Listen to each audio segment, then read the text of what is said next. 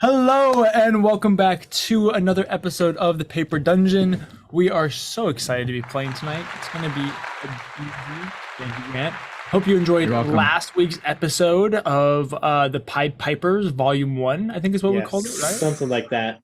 Yep, that's it. It was awesome. I'm sure it was. I'm glad that you guys got to play. I'm glad you guys took care of things. Hopefully, we have an episode for you next week.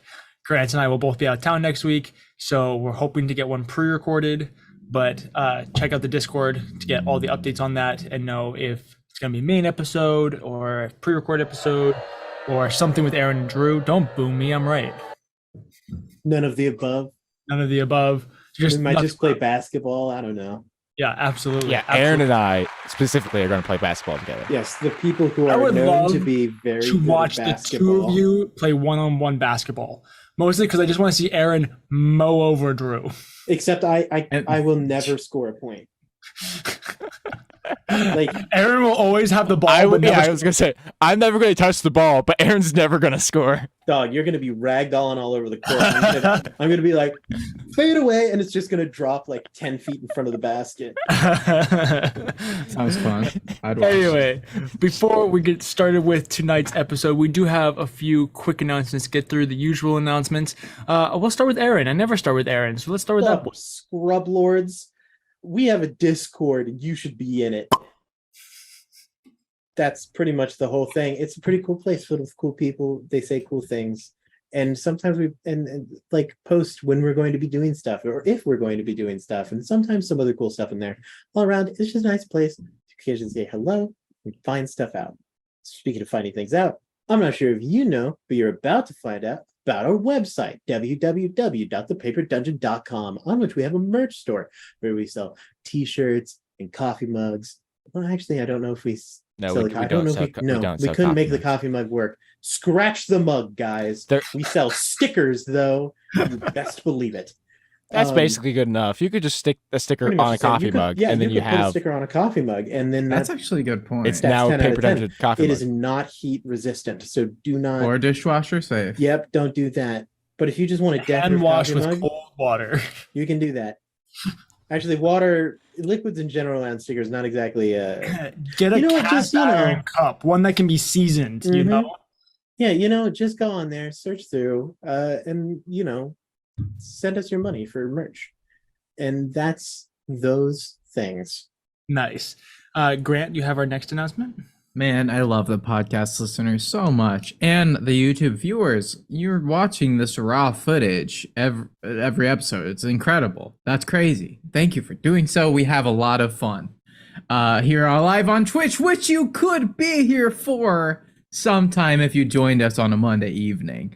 So think about that. Again, the Discord, you can get some updates. What you've done. And if you have Amazon Prime, you get a free subscription, which helps us out financially, and you get some fun little knickknacks like emotes and a role in the Discord and whatnot. So consider that if you got Amazon. It would be really cool. Thanks again for watching and listening. Consider the following.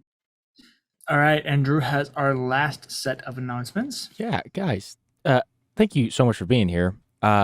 If you enjoy the content that you see here, check us out on other social media platforms like Instagram, TikTok, Twitter, I or can't see you counting on your fingers. YouTube Shorts. I know the counting on the fingers is for me. Wait, I got them all right. They're supposed to be like 7, right? Also, if you enjoy our content and want to support us aside from sharing us with your friends, you can check out our Patreon. You can become a patroneer and get some extra content while also supporting us with some money. You could also donate via Streamlabs Donate on Twitch, or you could subscribe. And Grant, did you mention the gift subscribe with Prime or Amazon Prime? Free subscription. Yeah. If you have Amazon Prime, you could sub for free, but you have to remember to renew it. What other things do I normally say?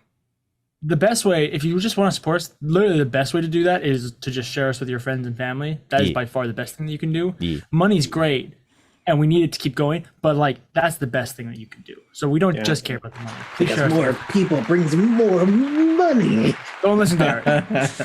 It is me, the money grubber. That's me, Aaron, the villain. Money who grubber. Oh, Aaron, Mr. Aaron, Crab what's the dragon who's the Lord of Coin? Oh shoot, I don't remember. Thornlin or something No, like no, that. Start with it the was- T. Terra Colobos. No, that was mine. Colobos. Yeah, I'll think. I was thinking about it earlier this week, and I couldn't remember it then Tolkien. either. Telecafraxis, Lord Oh, of yeah. Coin. Whoa, how'd you That's what remember it was. that? Nice. Good job, Because DJ. I think about it every day. Telecafraxis, Lord of Every Coin. day. I definitely would have never thought of that. That's a good name. I should have written that down. Telecafraxis is a good. Telefraxis. Well, with all Lord of of those Coin announcements, got it well. with all of those announcements done, let's go ahead and get started with tonight's episode 33 of the Paper Dungeon. Drew, roll the clip.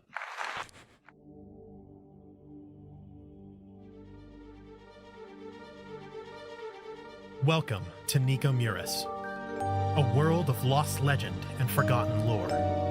As the world, still recovering from the decimation of the trial, approaches the turn of the century, ancient evil returns with a lust for darkness and ruin. Follow us into a planar conspiracy as powers beyond your imagination plot the downfall of all that is right and good. 3 years have passed since our heroes fought a war to reclaim a fallen land. Now, they must once again take up arms and write a new story, a tale of glory, fear, and fortune, as they make their way through the Paper Dungeon.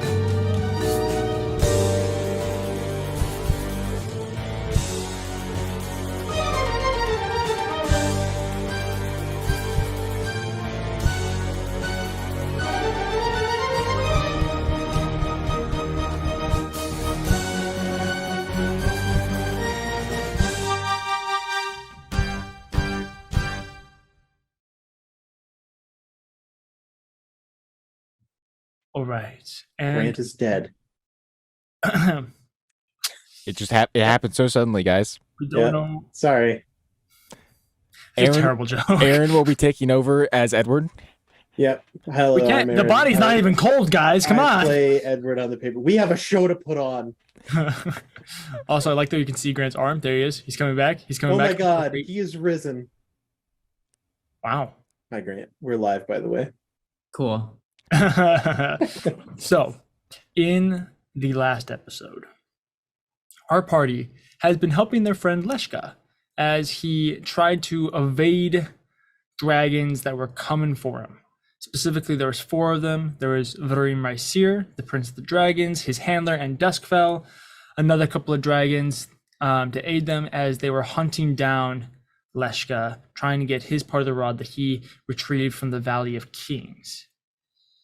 The party joined him a little ways south of the Valley of Kings as he's been making his way. And in the end, the result was 4 dead dragons. Pretty great. Absolute victory. It was pretty great. It was a pretty simple victory for you guys. You divided and conquered. You ended up with 4 dead dragons. One of them being an ancient dragon, so rather impressive feat. The other being the Prince of the Dragons, another impressive feat. And you then spent the rest of the day harvesting their bodies, gathering scales, parts, the part of their internal mechanisms that create their breath weapons. I had a Yeah. name for it at one point, but The I can't. breath sack. Yeah, I think it's we like the coined it throat sack or sack. something like Breath that. sack last episode or something. yeah. The icky pouch. The icky pouch. No.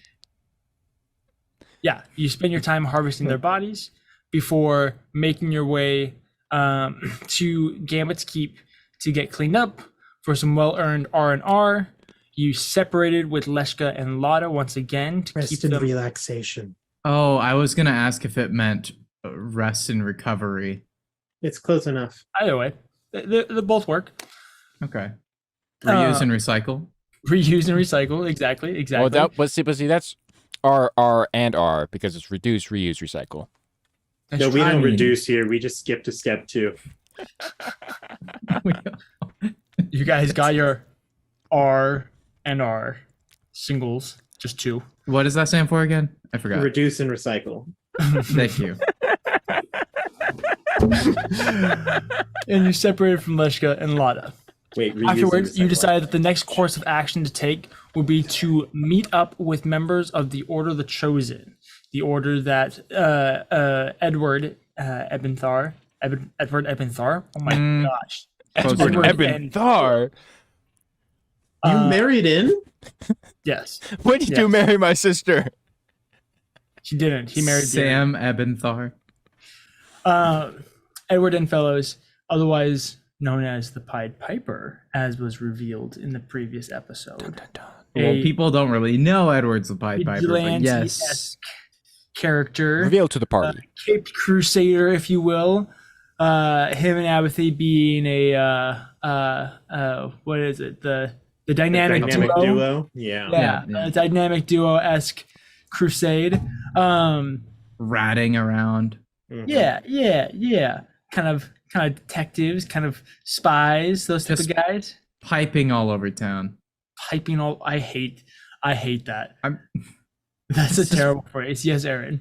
I would like to apologize because I forgot this disclaimer in the previous episode in which I DM'd, but any likenesses to characters in reality or fiction are entirely coincidental, and nothing in that episode should be considered canon. It was entirely from the perspective of the comic. This is what happens in the comic, not necessarily what happened in real life. So if Edward does not pull out a pair of rat-themed roller skates in the future, there's a reason for that. I feel like I need to go back and watch this now. Bro, it was something. If he It was doesn't pull wild. out his ratarang, then we're not going to ask why. All right. Oh yeah. Okay. Or You, his rat pulling hook. I'm going to return. You guys went to the church, the headquarters of the Order of the Chosen.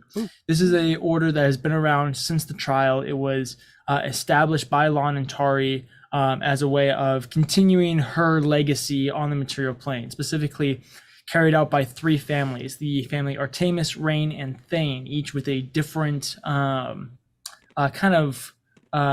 domain that they protect and enforce, and so on and so forth. Within this order, and Edward is a part of. And so you decide to meet up with them to kind of touch base with this like world organization to make sure that like everyone's on the same page, nobody's stepping on any toes, nobody's like gonna use this massive world organization to like betray the whole world and everything's gonna die, all those fun things. So you met up with the leaders, Regal Artemis, Julia Rain, and Baraka Thane, and you discuss the situation. Julia Rain, a Baraka Thane, a bippity boppity pip. I hate that. It made me think of Bunce, Boggs, and Beans, or whatever their names were from the Fox Bogus movie. No. Mr. Fantastic Fox. Yeah. Not gonna lie. Binky, Bogus, and Bunce. No, or it's Bunce something and like Beans. I think it's like Bogus, Bunce and Beans or something like that. None of these words are real. that. Boggy, Bookie, Yeah. and Bung. Nonetheless, Yeah. I'm sorry, Please. David. I'm trying to get through this recap so we can move on to this, but we keep getting distracted. You talked with these leaders. You had some suspicions about all of them. A few raised eyebrows, leaned in just a little bit, and a little speculation. He pulled the glasses down a hair, but seemed like everybody was shipshape, and nobody was at least an outright traitor. Maybe a traitor, but at least not an outright traitor. Which we like. You discussed the situation. Miriam Azima was also there as sort of a representation of the sacrifices. You guys discussed plans and moving forward, how you want to move about things. The Order of the Chosen is going to move forward with some of their plans, with some global rallying, gathering of allies, continuing to root out traitors. You guys are being prepared to fight Rykorum, the King of the Dragons, along with being prepared that when the day comes and you need to face Wisteria Vale, who you think will probably be a more difficult fight, you will be able to take her on along with some newfound allies such as Lorelei and Miriam. both Just- women that would love to just go ham on Wisteria. Yeah, just as an aside, Drew is so looking forward to this cat fight between Miriam Azima, Lorelai, Wisteria Vale, and Abinthy Triplewitz. And Abinthy Triplewitz. Dog, I'm gonna go full Zuko on it. I'm gonna show up, and I'm gonna show up, and they're gonna be like, "All right, it's time to fight her." I go, "No, she's off today. I can do it." And then I'm gonna end up getting lightning bolted in the chest, and it's just gonna go bad. Hey, no spoilers. But then Lorelai But is it's gonna be so thematic. but then Lorelai is gonna save you, and you're gonna say thank you, longingly looking into her eyes. But I know that there's someone else. Y'all are gonna lose your stuff when Edward diverts sides, dude. That's Real gonna be chat, though. crazy. That Agni Kai scene is probably one of the best scenes in all of cinema. Just saying, I rewatched it like a day ago. It's so good. You can't not just love it. It's amazing.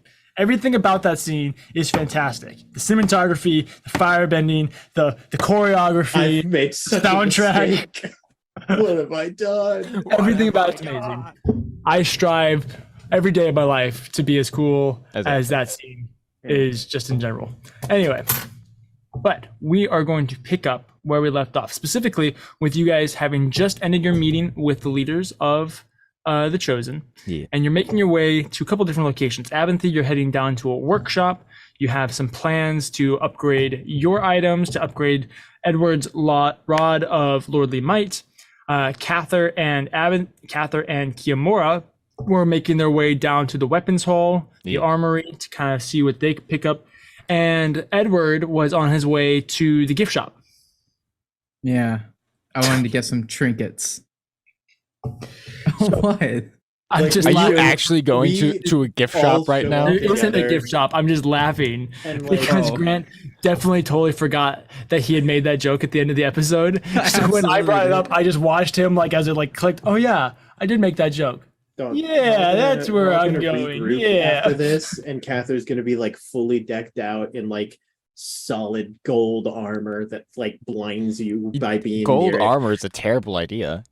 Dog, No, no, it's just gold gold because that's how like holy iron. it is. It's made of It's normal gilded, metals, bro. and then it's just bam. gilded. You're like, ah. Ah! And then Abinthy's gonna show up and he's just wearing some sick kicks or something. I don't know. And it's gonna be like, we're all Some ready to Pumas. go. And then Edward shows up and he's like, you got a snow globe? And He holds up a Exactly. commemorative bobblehead. Yeah, Edward's gonna show up with a foam finger and a bobblehead hat on. It'd be like, Yeah. guys, And it look can't what be I on found at the gift display. shop." It can't be on display because it's secret. it is To clarify exactly what Edward will do, probably network a bit. This is a chance to meet some very important and prominent figures that are helping the world, so I think he's going to try to make some friends. Who knows what's going to happen once this Clovar situation blows over. Edward on that Sigma grind set right now. So that's probably what Edward's up to. absolutely. So we'll do Cather and Kiyomura first. Sure, why not? Let's do it. Cute. You guys make your way down. If you remember, this building is like a massive Catholic cathedral. Just an enormous building with layers upon layers of artwork and design and intricacy and just gaudy Gothic architecture. Very, very beautiful, but kind of over the top. And if you remember, there's 10 stories to this building.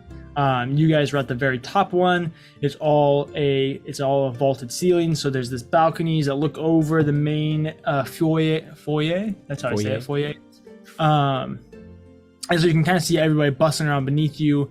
And you begin to make your way down to the armory. Yeah. Little do you know that the armory is about 10 floors beneath the foyer. No. Great. So you got a long ways to go. You got about 20 floors to go down. So you're making your way down, you and Kiyomura. You kind of have, there's a man has been assigned to you to guide you down. So if you have any questions on anything, you're welcome to ask him. Maybe? Nope. You I make mean, your way down. my Cather's only question would be if the enchanter is near the armory, if the armorer is also an enchanter. That would be my only question, because I don't want to walk that far. I'm just curious on how much walking how am I going to get all my steps in for the day? If you'd like, we can stop where the enchanters work and work with that, because that's going to be on the 4th floor, and then we can make lovely. our way down to the armory Okay. and work from there. Well, because if I'm being honest, like most of the things that I would want is just like upgrading what I already have. Like my armor's already pretty good. I don't need like more armor. I just like new armor. Like just maybe take the armor I already have and then like enchant it if possible.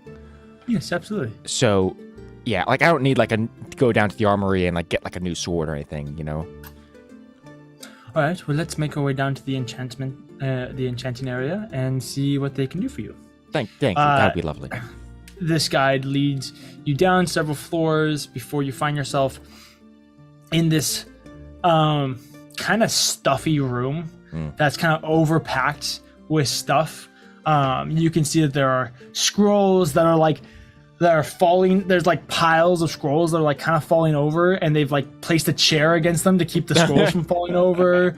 And there's just piles of armor. There's armor stands that have like too many pieces put on them, where it's like they put on a chest plate and they kind of put on another chest plate, and they have a helmet that's kind of hanging off the side, and gauntlets, all this type of stuff. Just so much stuff that is just piled up in here. Real mess. Um, It's a hoarder's nightmare. and when you enter, you see this old, crazy-looking man kind of pop his head up. He's balding at the top, but he still has a ring of hair, and it's just poofy, kind of all over the place and kind of scraggly. He's got on these big, super thick glasses that kind of drift down his nose a little bit, and he's like constantly kind of putting them up. He smiles wide, and he's missing several teeth. He then goes and kind of tries to straighten his hair a little bit, and you can see that he's missing the first 3 fingers on his left hand. Oh, and jeez. the last 2 on his right hand. So he's missing 5 of his 10 fingers. This poor man. That accounts for at least one fully operable hand. Yeah, if he puts them together like that. Puts them together. And He has a- it's perfect. He has a hand. Oh, what can I do for you? Hi, I'm Cather. This is my friend Kimura. We're new here, I guess you could say. Pleasure to make your acquaintance. I'm Themes. Themes. It's a great to make your acquaintance, Themes. We are adventurers, you could say. We going on very dangerous missions. Yes. And have been we're looking into maybe gain some upgrades for some of our equipment. Yes. Right. Anyway, Yes. I have He's a busy man. I have a few things that I'm looking for. I apologize. First of all, I was curious, do you have what kind of potions do you have here? Potions. I'm an enchanter. I don't have potions. You don't have potions. Why would I have potions? I'm an Okay. Gotta enchanter. go to the potions guy for that. Okay, I turn to His my name guide. His I name turn is Themes. I turn to my guide and I say, I'm also going to need to go see an alchemist, apparently. Your guy just goes, All right, great. Good to know. Second question. I have this armor. It's made of mostly mithril, but also has an adamantine chest plate. Is it possible to get this enchanted? of course. Okay, that would be lovely. What do you want on? Just some magical protection would be great. General Harden, got it. Okay. Yeah, that'd be fantastic. And then also, I have this magical tattoo. However, it's the enchantment on it isn't quite fully finished. It's very close, from what I was told when I first got it. If it's possible to finish the last little bit of that would be also very helpful. Okay. Cather takes off his armor and kind of sets it on the table, and then he takes off his shirt to reveal the tattoo. Oh! Oh! Yeah. He, Like 10 as people you're doing faint this, in the Oh, I wonder. background. Themes goes up to this table off to the side that's just covered in stuff and just and throws everything off the table. You hear some glass instrument shatter as it all crumbles and papers tear and books fall and all this type of stuff before he just goes and he kind of goes up to you. And now that he's approaching you, you can see that he's a small, kind of frail-esque man, like probably around like 5'5" or so, kind of hunched over a little bit, very, very gaunt and kind of ghastly in his build, not very big, very pencil thin. He comes up to you and he grabs you with an iron grip, something that you would not expect. It's you the got old that man strength. That old man handshake grip, you know? He just grabs you like an iron grip and kind of pulls you over and just kind of grabs you by your ribs with like your cold hands. You're like, okay, I could do it, Gramps. Like I got it. As he kind of like shuffles you onto the table and lays you down. Okay. All right. I wasn't gonna say it, Grant. I didn't say anything. What did you say? Nothing. They didn't say anything. They just looked at each We other. nothing. haven't at all. said a Please single thing. continue. He then pulls down from the ceiling this massive arm with a set of magnifying glasses that he can come down to really peer in. And he kind of pulls this down and looks through it with one eye, which immediately makes the eye look massive to you as he like has like 7 layers of magnification. He's kind of like looking over your tattoo. Ah, the line work is good, but the coloring is terrible. All right. Yeah, I can take care of this. And he kind of shoves that off to the side as it kind of like just spins away, almost hitting him in the back of his head before he pulls out this old school tattooing system. We're talking like a needle on a stick and a mallet that he uses and pounds in like this. He then pulls out a chisel and starts carving little symbols into the needle. Very delicately. He takes his own shirt off and he is just tatted to the nose. Like just it's ridiculous. You also very much kind of look at the needle and realize that this needle has been used many times, and you kind of go, It's okay.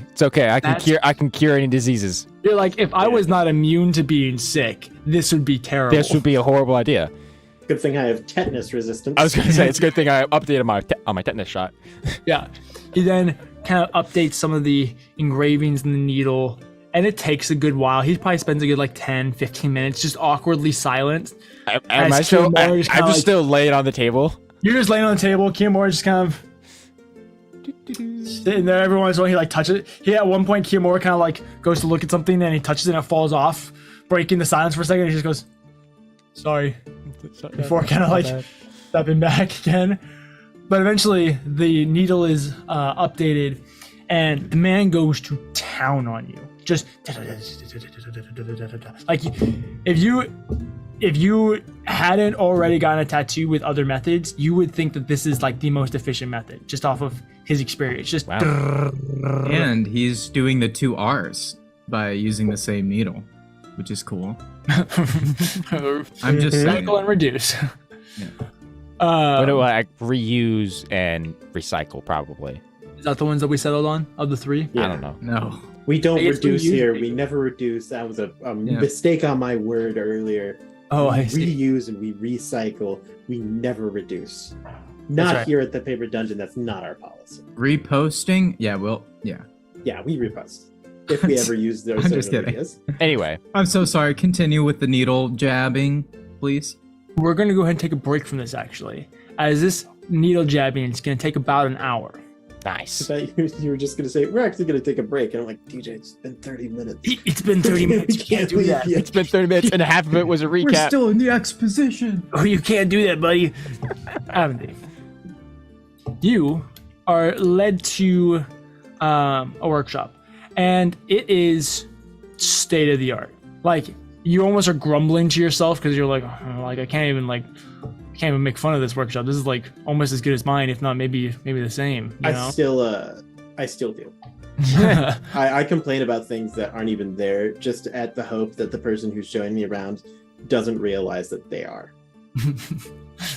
But you do have a guide who kind of walks you through everything. And at first, like, the guide doesn't know who you are. he's like, yeah, I'm like showing this random dude to this workshop. And so he's going through and he's like, and this is our crystal ball. And here you go. And like, here's where the audronite is stored and all this type of stuff. Be really careful with that. You're going to be fine. And he gets like 10 seconds into doing that before there's a guy that passes by out the window and kind of like stops and gawks at you, Abinthy, and is like, realizing who you are. The other guy could sense my bloodlust. Apparently, this idiot just is completely just dull to it. He kind of like looks at the guy outside and goes, like, what? And then looks at you and kind of connects the dots. Right. Yeah. I'm gonna go now. Hey, I wrote a book, which I'm sure that you don't know, because frankly, I'm not sure if you can read. Study up. Get. Yes. Wow. Yes, sir. That's so harsh. Right away, sir. What was the book? You know, it'll do you some good to find it. Ask the fellow out there. He seems like someone who might know something. Oh my God. A rare thing to find here. I'm just gonna go now. Okay. Yeah, you do that. Don't- I'll be doing important things. Be careful, I guess. Anyway, bye. And he steps outside, and you're Being left. careful is for people who aren't good. You left to your devices inside the workshop. Please explain to me what you like to do here. Long ago, back before Abinthy was a part of the whole Gambit's Keep thing, or Fate's whatever. Fate's Gambit. I keep just thinking about Gambit's Keep all the time. Love that house.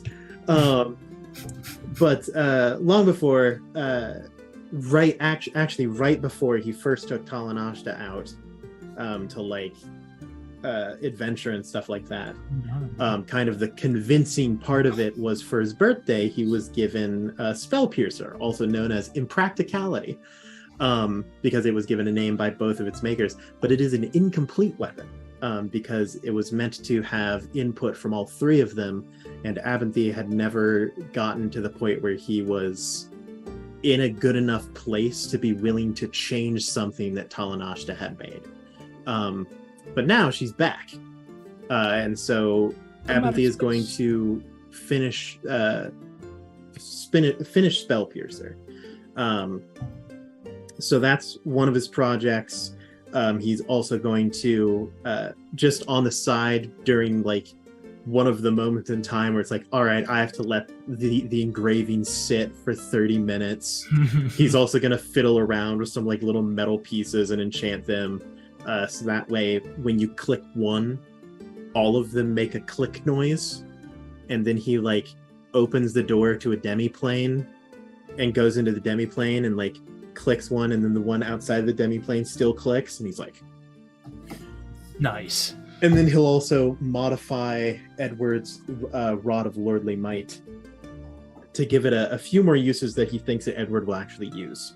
Hey, yo. So that's all of the things that Abinthy Absolutely. does in that time. Yeah, it's gonna take probably a little more than an hour. Yeah. While that's going on, Edward, you were networking, you're hanging out, you're talking to the guys around the water cooler, shooting the breeze, talking about the time when you went backpacking in Patagonia a few years ago.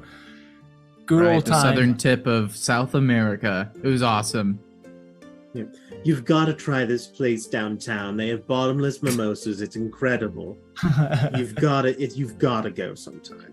After a little while, would you like to try and go find one of your comrades?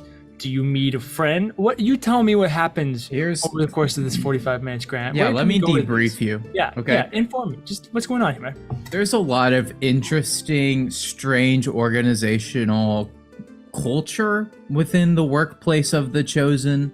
Since the Chosen is somewhat a religious institution, but also includes more secular individuals, it creates a big mix of many different, superstitious ideals and practices. So many of the people that are involved in the Chosen in some ways believe that since they are involved in this thing that is for the improvement of the world, right? And the very thing that the gods would prefer them to do, they believe that they also meet people in this place doing the same thing for the divine purpose of the gods and their intentions. So they believe that some of the most important first impressions and meetings you ever have are inside the walls of the chosen headquarters. And although not everybody believes that, they all have this same kind of practice, which would be, if you have 2 glasses of wine in your hand and you are walking around the common space, it is customary that shows other people that you are prepared to have a conversation with them and offer them the wine, but they have to approach you. So that's what Edward has been doing. It's like going to a convention that gives you different colored wristbands, where it's like Single, taken. Have you seen the grocery stores that are like, when you walk in, you can grab a different colored basket, and depending on the color of basket, it's like, talk to me or don't talk to me. Yeah. That, except it's wine. Red wine is like, yo, I'm looking to get a little saucy in the workplace. 100%. White wine, like, yo, we're like strictly business. Dessert wine is one thing. Yeah. Yeah, exactly. So I guess Edward would have been doing that, and just waiting for somebody to approach him. Where do you get the wine? There's a dispenser. Is it like a water cooler of wine? No, there's It's a common space, bro. You know how Froyo It's like a set lounge. up where they have like built-in dispensers in the It's wall. like on the They have wall. that, but with wine.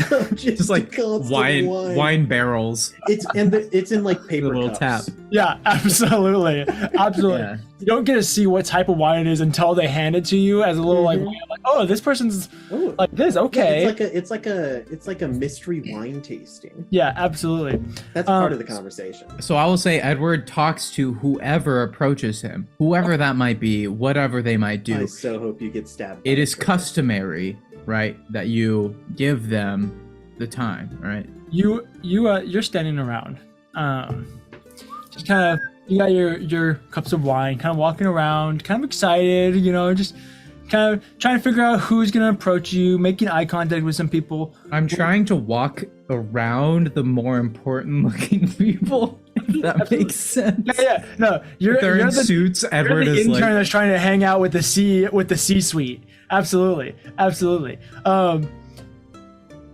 Within that C-suite of people, we'll say, you notice a guy kind of glance over, and he seems like he could care less about whatever they're talking about. Not you, but whatever the rest of the group is talking about. Like, he just hates whatever the politics are that they're discussing. And this is a rather interesting fellow. He's a bit on the taller side, probably around 6'2", 6'3" or so.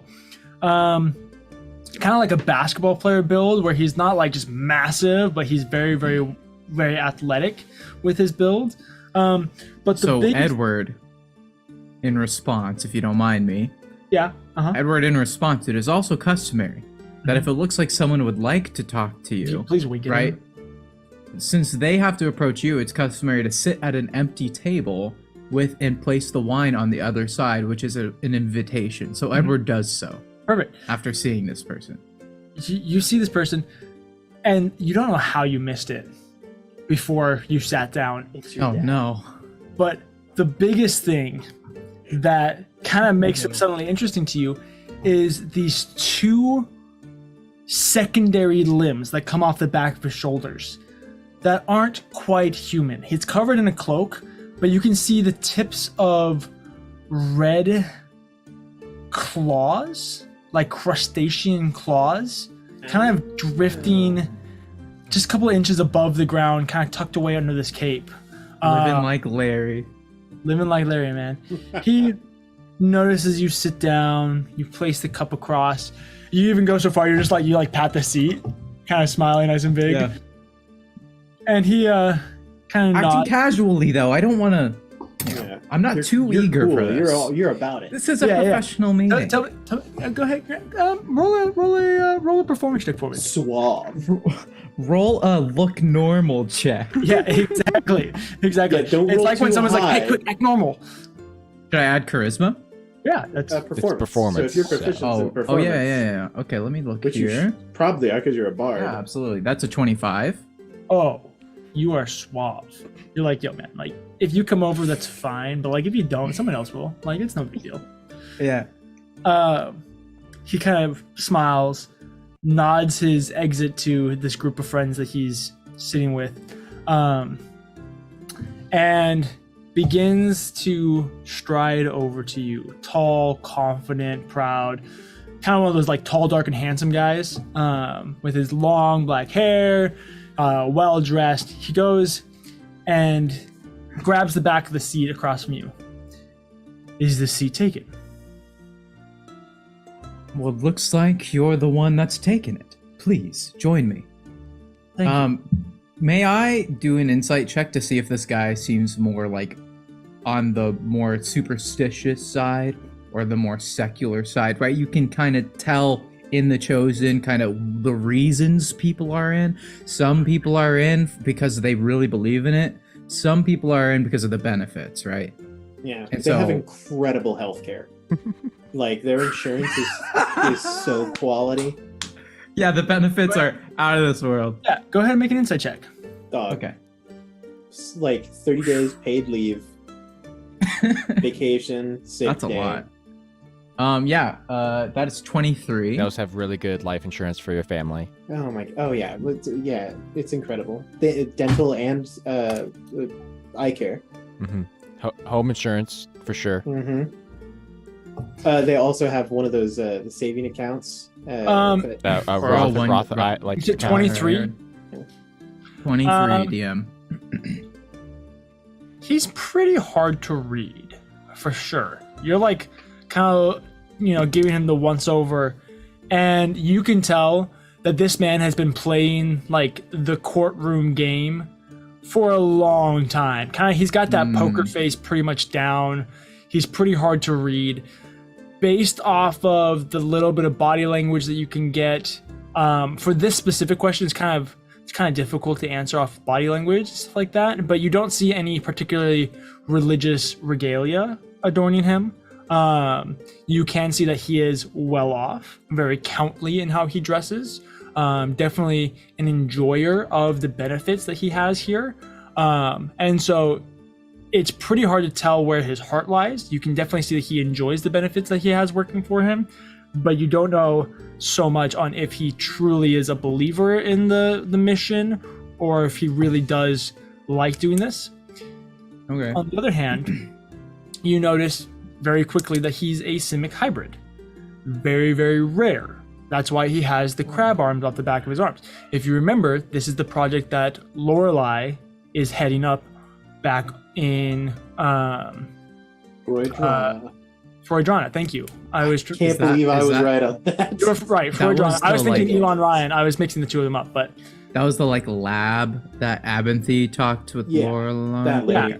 Yeah, so this is the project that she's heading up. She's creating elite soldiers with the Simic Hybrid project. Wow.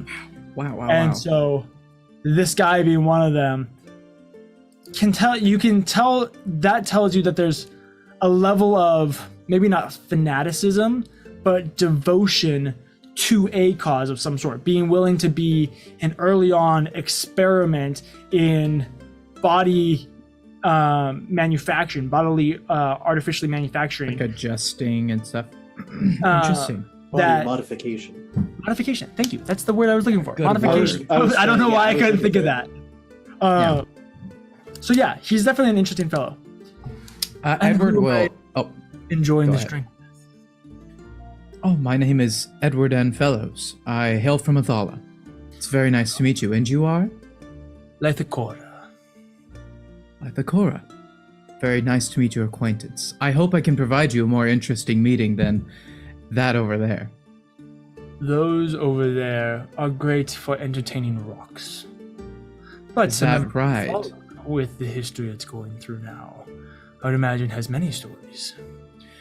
Yes, it does have many stories. I thought Athala was an interesting enough place before the war, but after seeing it go down firsthand, well, it's been pretty interesting since, to say the least. At this point, he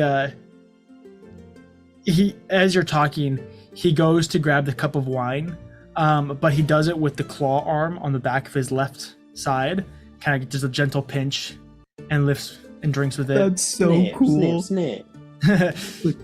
Just crushes the glass. But I'm not Peter Pan. I'm the crocodile. How is Athala doing?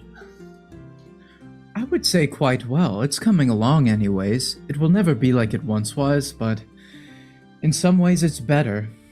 And what position do you hold there? Where are you stationed? Well, I recently was... What's the title for Athala? I can never remember. The Thane. The Thane? Okay. Well, I did hold the position as Thane of Athala, but unfortunately more important matters came around, and now my wife is. I've been traveling since. Are you under the family Thane? Or I'm confused with that term. Frick. No, I'm not with the family Thane. It simply means ruler where I'm from. Of sorts. It was circumstantial, right? What a fascinating circumstance to find yourself in. It was interesting to say the least. And so, which family are you serving? That's such a good question, TJ. Artemis or Rain? Frick. It was Rain. It's the lore one. It's the lore was one. Rain. The family Thane. It is Thane? Thane's So- lore. Rain, Right. Rain is magic. Thane is lore. Artemis is war, basically. They're the fighters.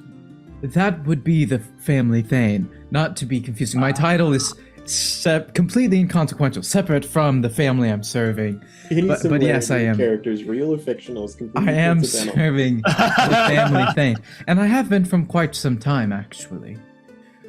But you see, with the I've overseen the instatement of the orcs in Oclaron, which has been, I'm sure you've heard of, and that's been quite interesting.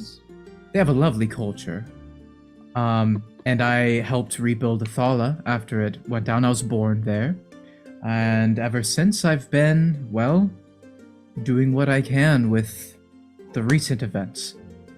So, your story in a nutshell is you are a city boy from Athala who watched it get destroyed, proceeded to rise the ranks and become leader of Athala and rebuild it from destruction and incorporate a new culture into it before retiring and letting your wife take over? That seems like a generous way of stating it, but yes, I suppose that is exactly Actual what's happening. romanticized life, my friend. Otherwise, All it's right, not- then please, I would love to hear your life and all of the romance. Please. I would like to as well, DM. I I am wanna quite know, intrigued by you. This man with 4 arms, I want to know. what do you want to know, Aventhy? You're not there, Aventhy. My life has Please, been please don't, as I have done for you, don't hold back. Please, tell me all of the brilliant details. I'm sure you have them. There are many, yes. But the important ones are few. My life has been rather simple. I grew up in Freudrona. Specifically, I was raised with a hatred for my neighbors, for La Stella. Right, La Stella? This is me having to, in the deep recesses of my lore, I think it's La Stella. You're It's the doing neighbor. so I good. Yeah, you're on it. You nailed it. A hatred for La Stella. This led me as a young man towards perhaps some abashed fanatical groups that were more abrasive than needed during the time of peace that we were in. This led me to a very interesting woman. One with a different view of the world. Well, now this got more interesting. I'm listening. Edward sips his wine. Unreciprocated love is never something to reminisce on, but the results are hard to deny as he kind of like spreads these massive crustacean arms off the back of his shoulders.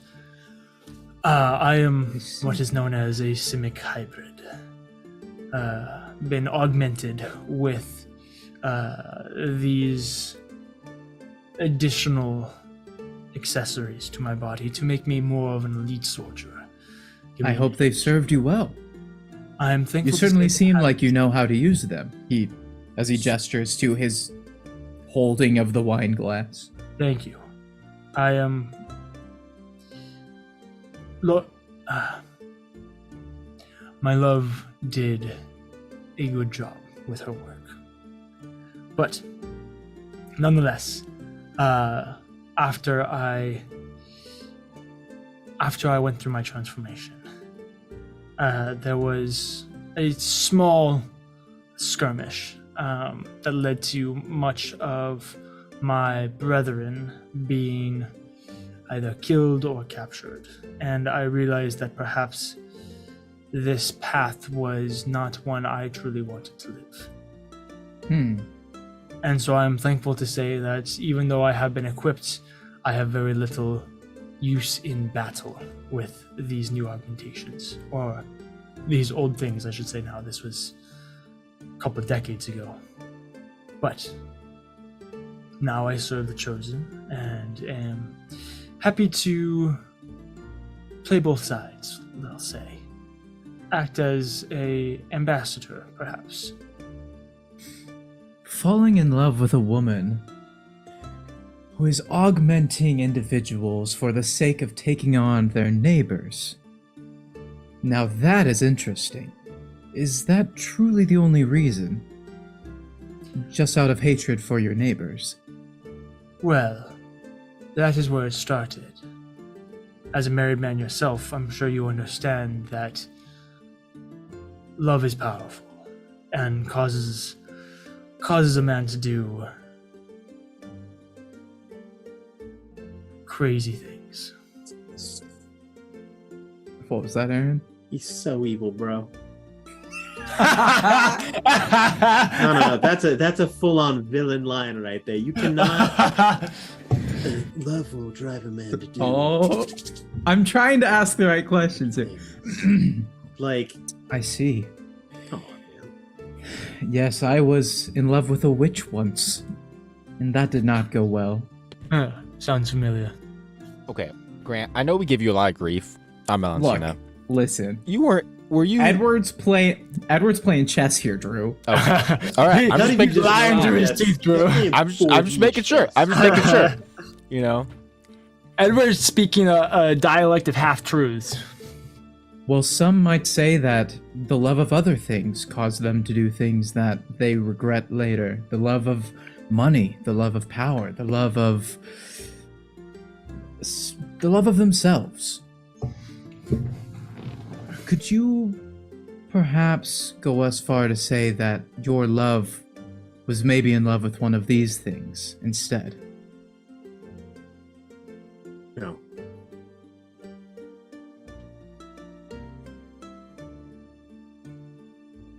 Your question, just to ensure that I'm hearing you correctly, is one that the question is, was my intention misguided and truly led by something more sinister and selfish, such as love of money, power, and position?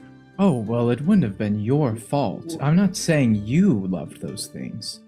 But you were following the love of your life who, it sounds, had a different motive. Perhaps the reason behind it all was one of those things or something more nefarious. Clearly, you said that's how it started, but it went somewhere else and you didn't stick around. I'd hate to think of what they're doing now. Perhaps it is better to not love at all then. Some might say so. Some might say that the loss is worth it. And that life is nothing without love. Is that what you believe? That love is not worth it? I know that I gave up everything for my love. And it still wasn't enough for her. You want to know something? I believe people can love good things that make them do good things. My love for Athala It's kept me going. A love for its people. I'm here today because of it. But would that not be what you would define my love for my people is? It was my love Perhaps. for Fordrana and my hatred for La Stella that led me here. Then maybe it's silly to even put a moral lean on love. If everybody has their own reasons. Clearly, you've been led here, I've been led here, and now we're sitting together, and what does it all mean? Maybe we ought to figure out what we both love most. Perhaps that's why we're sitting here together. You lead a fascinating proposition. That no matter who we are, whether good or evil, fighting for this side or that, we all have our loves. Some a love for the gods, some a love for devils, money, and other things. I must admit, I'm hesitant to love any of those things. I have friends who have loved all of those things. I'm curious. Which one do you love? Edward's trying to come off, by the way, as someone who is capable of receiving this information as a non-biased person. Since he just says, I know people who love all those things. I'm hesitant to love all those things. That's his intent here, to get this guy to give him something. This dude is so evil. If he's not, I'm gonna be angry.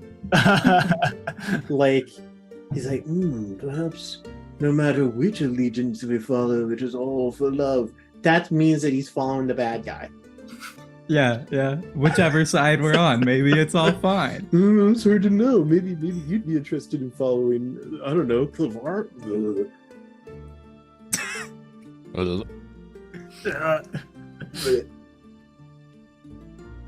I can roll if you'd like, or I mean, no, you're fine. I'm okay. just. Okay. This is in game. He's thinking. Okay. Edward swirls his rind and observes the legs. Say rind. Wine. Yeah.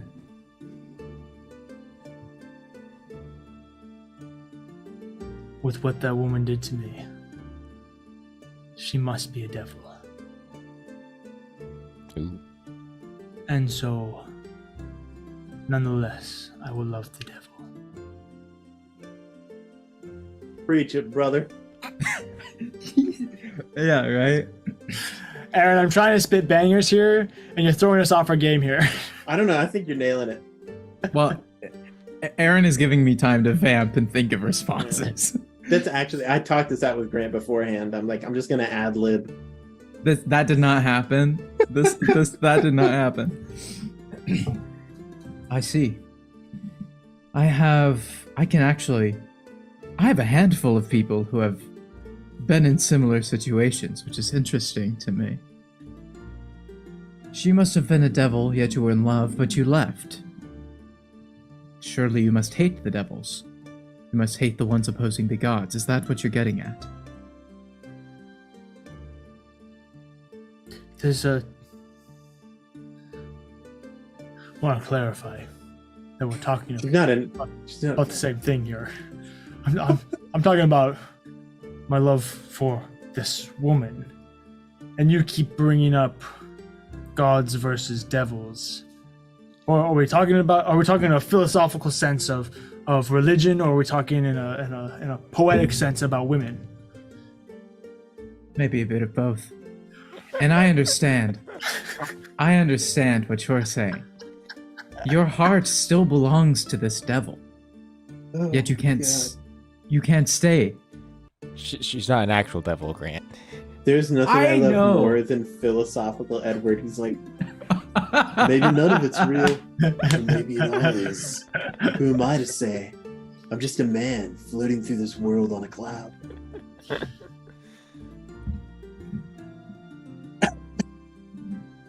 I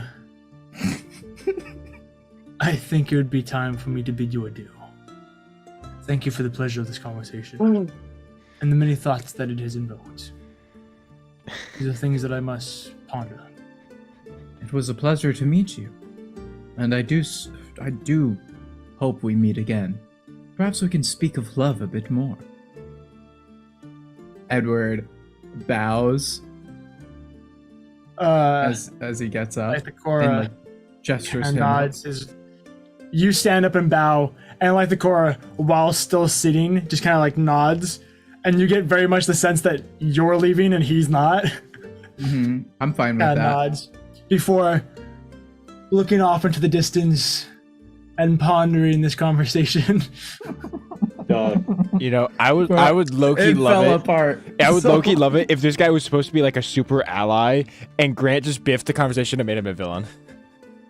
Oh Okay, man. we know. I hope he's an ally the whole time, and you guys just think he's evil the entire time. Dog, he's gotta be evil. Not only did DJ have a name for him, but it is more than 3 syllables. I had a name for him because Grant went on a rant that gave me enough time to pull up a name generator. I'm just a good DM. I did not have a name for Oh him. man. That's So funny. we learned something. Edward will walk away. Let's be honest. Edward didn't even know half of what he was saying. he The line just had already hit him. he just like, what does Edward know about love? Really? He was, you know, Married, you must know trying. something. He was working the crowd a bit. The crowd being this guy, and he knew right that this guy was in cahoots with Lorelai. Heck, he almost said her name. So he was more so just trying to get at like, whoa. Lorelai was making soldiers against people. Edward didn't know that, so he was just trying to figure out if Lorelai's good or bad. That's a great thing to ponder there, Edward. Is Lorelai a good person? No, I can firmly answer this question for you. No, she's not. Is she on our side? Kind of. There are many reasons why one might take on the burden of immortality for the sake of power and money and potentially like religious zeal. Lorelai definitely was more towards the power side of it, where she's like, yo, like I don't have to become a lich to live forever. Sounds like a pretty good deal to me. Just wait until Edward drops this bomb on Abinthy and Cather, bro. Dog, there is nothing I'm more so- attractive to Abinthy than powerful women. I don't know what else to say. I'm so excited for Edward to drop this bomb. I can't wait to see how Abinthy and Cather react. Speaking of this, let's go ahead. Edward, you've been kind of, hanging around for an hour or so. After that conversation, you're kind of like, I don't know if I want to talk to another person. Maybe I should go find Abinthy or something. And so you're able to grab someone, and they guide you to the workshop that Abinthy's working in. At this point, Abinthy, you've done some of your engraving to your Staff of Power, making some adjustments to it. And right now you're in the... Edward, you walk in as Abinthy has a demi-plane open, and he's just clicking. Oh no, there's still lag on that. We can't have that. We've got to adjust. Can't have lag. This is crucial. You must be falling off your game, Abinthy, if there's a lag between dimensions. I screamed, but I actually wasn't surprised. I heard you walk in. That was for your benefit. I love it when you do that. I know. It's so much Our less married impressive couple. Thank you very much. when you don't. It is harder than you'd expect. If it was just one clicker, it wouldn't be that bad. But trying to sync up like 7 clickers that's hard. That's hard when I have one in the 7 different demi-planes. That's not easy. 7 demi-planes. Has that ever been done? I don't know. There might be a much easier solution to this. I haven't really put that much thought into it. So how have you been? Well, I just met the strangest individual. Go on. They were a, what are they called? Simic DJ? hybrid. Silic hybrid? Simic. Simic hybrid. Simic. Simic? Look, I didn't hear it that well. You whispered. Simic hybrid. Oh my gosh! Oh my It's gosh, a that was Simic amazing. hybrid named Lithocora. He was a Lithakara? simic hybrid named Lithakora, Yeah.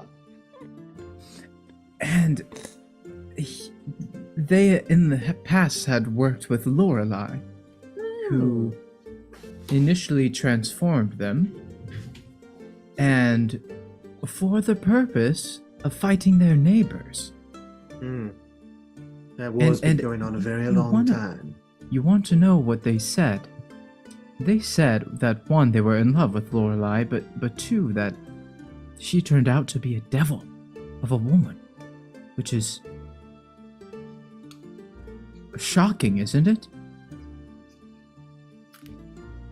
No. Yeah, I can see that.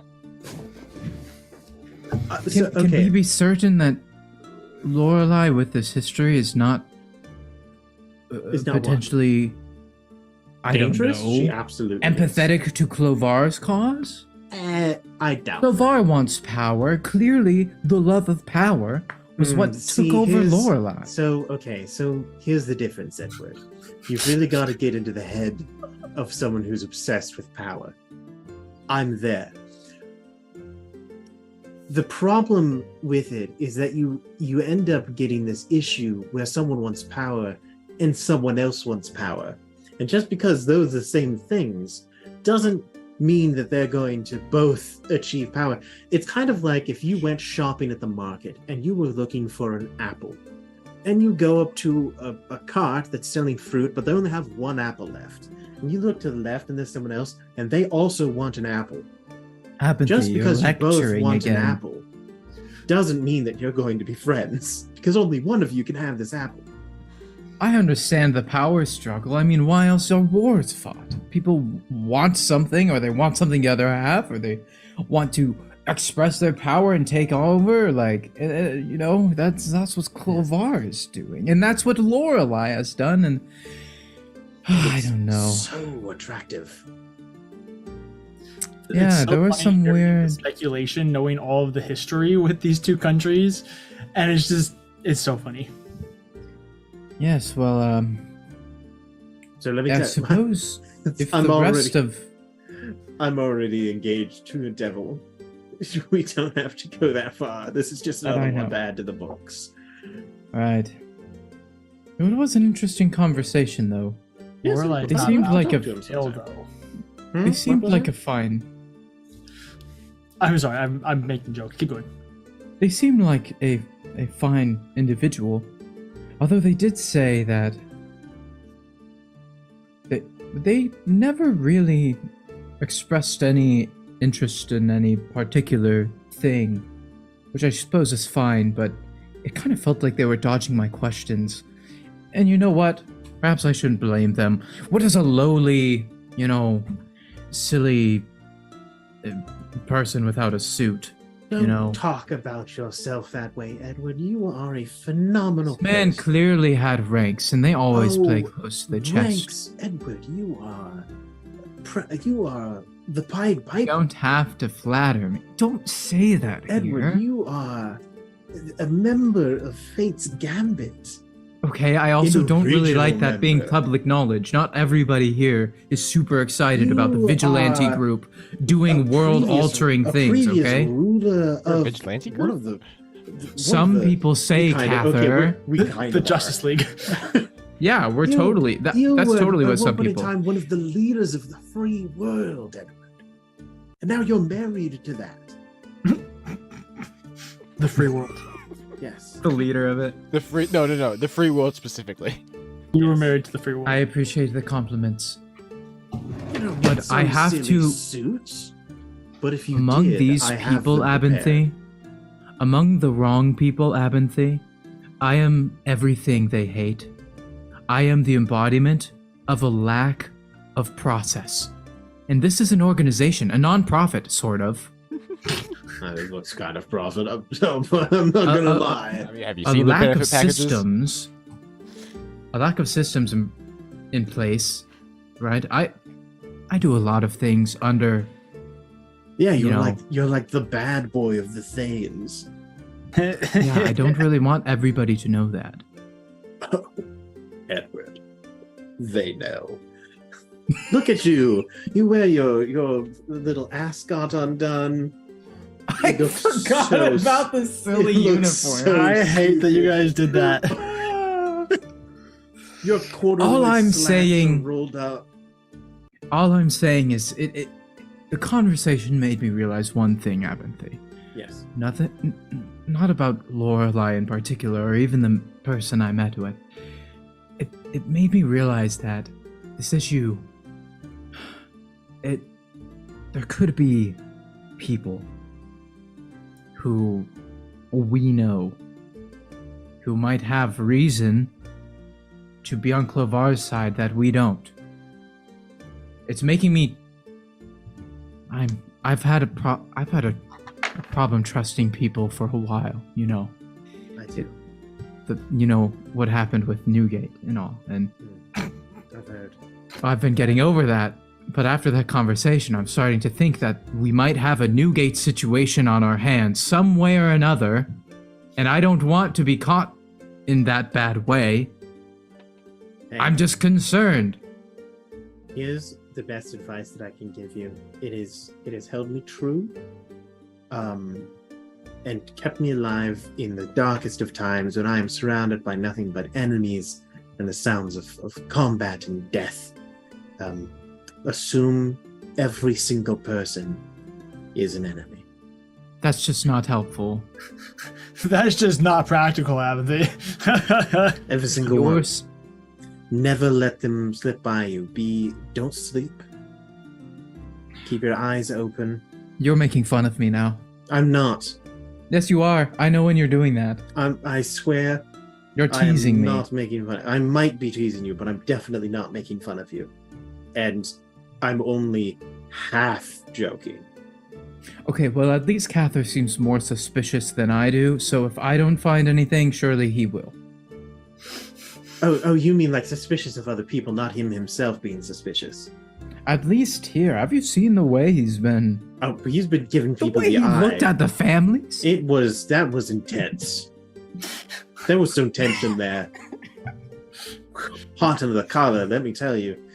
Anyway, I can feel the gaze well, now. while you've been talking up some person, some ex of a person. Very high level. I don't know what they do, but Oh, they're one of the. It's like the. Oh yes, they work in business type of people. well, business is a way to put it. I'm more talking about classified documents He works of on the classified organization. He does the business. Yes, he works in. If you know what I'm saying. Like sewage. He's an It's accountant. always a cover. He's It's an always a accountant. He cover. fudges the numbers. Yeah, yeah. I'm I just get kidding. what I'm you're just gonna- kidding. Well, you've been talking to Mr. Fussy Britches McGee III. Mr. Right. Just kidding. I've been hard at work here in the workshop. I've touched up your rod of lordly might. Really? Yes. Wait, Really? wait, how? What? I Well, didn't know you we could had all of enchant these. like that. Enchant is. You can change enchantments on objects? Well, the nice part about the rod of lordly might is that it's a lot more mechanical in nature than it is magical. And now, of course, I am very skilled magically, which severely helps. But all you have to do is switch out a couple things, change a couple of settings. It's kind of like a universal remote, but a weapon. I don't know what that means, but okay, I'm in. It's okay. You don't. What'd you have to. do? What you have to know is that the Gimme, first gimme, gimme, button, gimme, gimme, gimme, yes, gimme, gimme. I hand him the rod. I don't take my hand off of it yet. I press the button. Whoa! I press the first button. The first button, it doesn't seem to do anything immediately, but then I let go of it and it remains hanging in the air. I say, It's- okay, well, so the first It's button, stuck.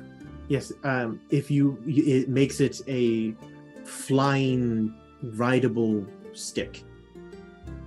Like you could get on it and fly. You're kidding. No. That doesn't sound safe. Well, you see, thankfully one of the dragons that we fought had telekinetic capabilities, and so basically all that I did was change it so that the rod is able to maintain its gravitational position in 3 dimensions, and it knows where it is by knowing where it isn't. Okay. Okay. Okay. So Right. It sounds like you can carry anything. up to roughly 400 pounds, fly at around 50 feet, something around there. You can also order it to fly to a certain location that's within a mile of you, and then with a command would bring it back as long as it's still within that mile. Wow, that So actually you can sounds kind of useful. shuttle people to a place. You have to know where you're sending them well. So like if you're just in the middle of the wilderness, you can't just send it willy-nilly a mile away from you. But yeah, so it can fly. So that what I'm hoping for is that will give you a little bit more vertical capability. I appreciate that. Mhm. How am I meant to steer a stick? Well, How am I meant to do that? You stand There's no- astride it. there's You no- you straddle the rod. And I've been trying to avoid saying rod so hard for like 5 minutes. But you straddle the rod. I'm meant And to mount then- it like a horse. I mean, you can mount it however you want. It's not. Who am I to tell you how to mount a rod? Edward will assume the position. Yes. And then you tell it where you want it to go with your mind. With my mind, just instantly starts rocketing it, like directly just straight upwards. upwards.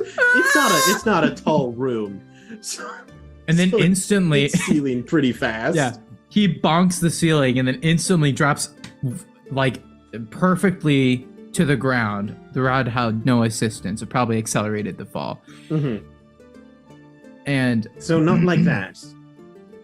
yeah, I don't know, Abinthy. It seems a bit touchy. I thought up and it went up. I thought down and it went down. Well, I mean, so yeah, It that's works. how it works. Have you? So next time, just try thinking a little bit more direct, like not just vague up or down. Think Maybe like I shouldn't where get want on to it go, first. and then you can go. Edward focuses, Mhm. and the rod starts shaking. It's slowly lifting up and starts moving around the room, shaking. It's like, Mhm. Mhm. I'm doing it. It's working, Yeah, Abinthy. you'll have time to practice plenty. I walk over, I grab the rod, and Some press the glass second button. breaks. I'm going to kind of tap the rod, the bottom of it on the ground, and press the second button, and kind of a shimmering, kind of like a teal blue, kind of like almost not exactly a force field because it's an actual force field, but kind of a blue aura emanates in a 15-foot radius. I say so. This should provide some assistance from people attacking you at range. It will kind of give you, if you don't have cover, it gives you kind of limited cover as well as provide some healing benefits. Wow, then that's I'll- amazing, Abinthy. Yep, and I'll press the third Yep. button, and it will I'll pick it up off the ground, and it will basically transform into a one-handed bazooka. I say, and so, and then I used part of the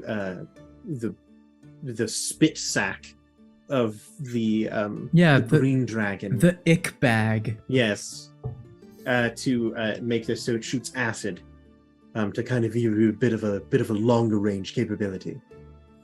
That's quite dangerous. Yes, don't look down the barrel. Ha! Well, of course. You've never had really a launching weapon, so I just figured, I helped man the cannons like a couple times. Yeah, you've got it. That was before Abinthy's time. Yeah. But was. mhm. So here you go. Don't hurt yourself. I will not be held liable. Acid, just right on the wall. That's fine.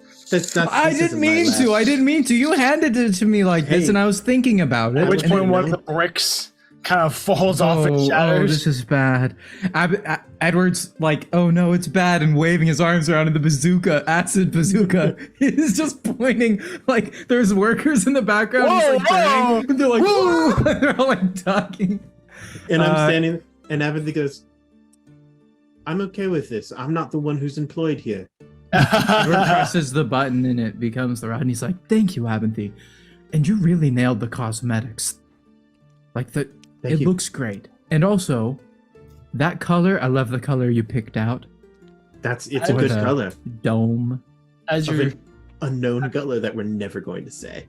as you guys are having this conversation, all three of you, Cather, at this point, your enchanter has finished up with your tattoo. He's wrapped it up with the updates, and he's actually working on your armor at the moment. All three of you, or four of you, Kiyomura involved, kind of notice that there's a bit of a commotion going on outside the rooms that you're respectively in. You pop your head outside, and you notice there's a lot of people rushing around all of a sudden. A lot more so than there was. Like, it was already busy, but now they're like all kind of gathering to common spaces and all this type of stuff. What would you guys like to do? I grab the nearest intern who's running past me. I just grab him by the collar. And I just turn him around. I go, "What's happening? Say it quickly and succinctly." Message coming in from Clovar. Where would I go to learn of that? Main foyer. Thank you. I know where that is. Quickly, come with me." Yes, by all means. I'm sure Edward the gets on captain his will be rod. there as Get well. away! I'm just kidding. Yeah, we try to push to the foyer, the main foyer. The foyer. You join the crowds rushing towards the main foyer. You can see there are also people that are rushing to the different levels of balconies, kind of just anywhere where you can see. As you look over the balcony's edge, you can see that there's this massive mechanical ball that's being rolled towards the center of this area. Not an orb. Anything but an orb. DJ, is this when Palpatine gives Order 66? Is this Big Weld? Well, that's right. need, fill a need. It's kind of Order 66-esque, I guess. You have this ball What? kind of rolling towards Killing like center. children? What? Well, they were Jedi children. What did you expect? I'm just kidding. That's a terrible joke. I'm sorry. I'm sorry. This is synonymous with that order? Well, Blast technically, the Order ball. 66 is just the order for the clones to betray the Jedi. The clowns have turned on us. Oh What are yeah, we but going to Anakin is an do? overachiever. Moving on Anyway, from this line of comedy. yeah. This orb is rolled into the center. Okay, we get it. There's a marble, DM. Can we move on? I'm trying to. Oh my gosh. I'm so tired. Woo, Grants. Woo. That was awesome. My favorite laugh is when Grant it's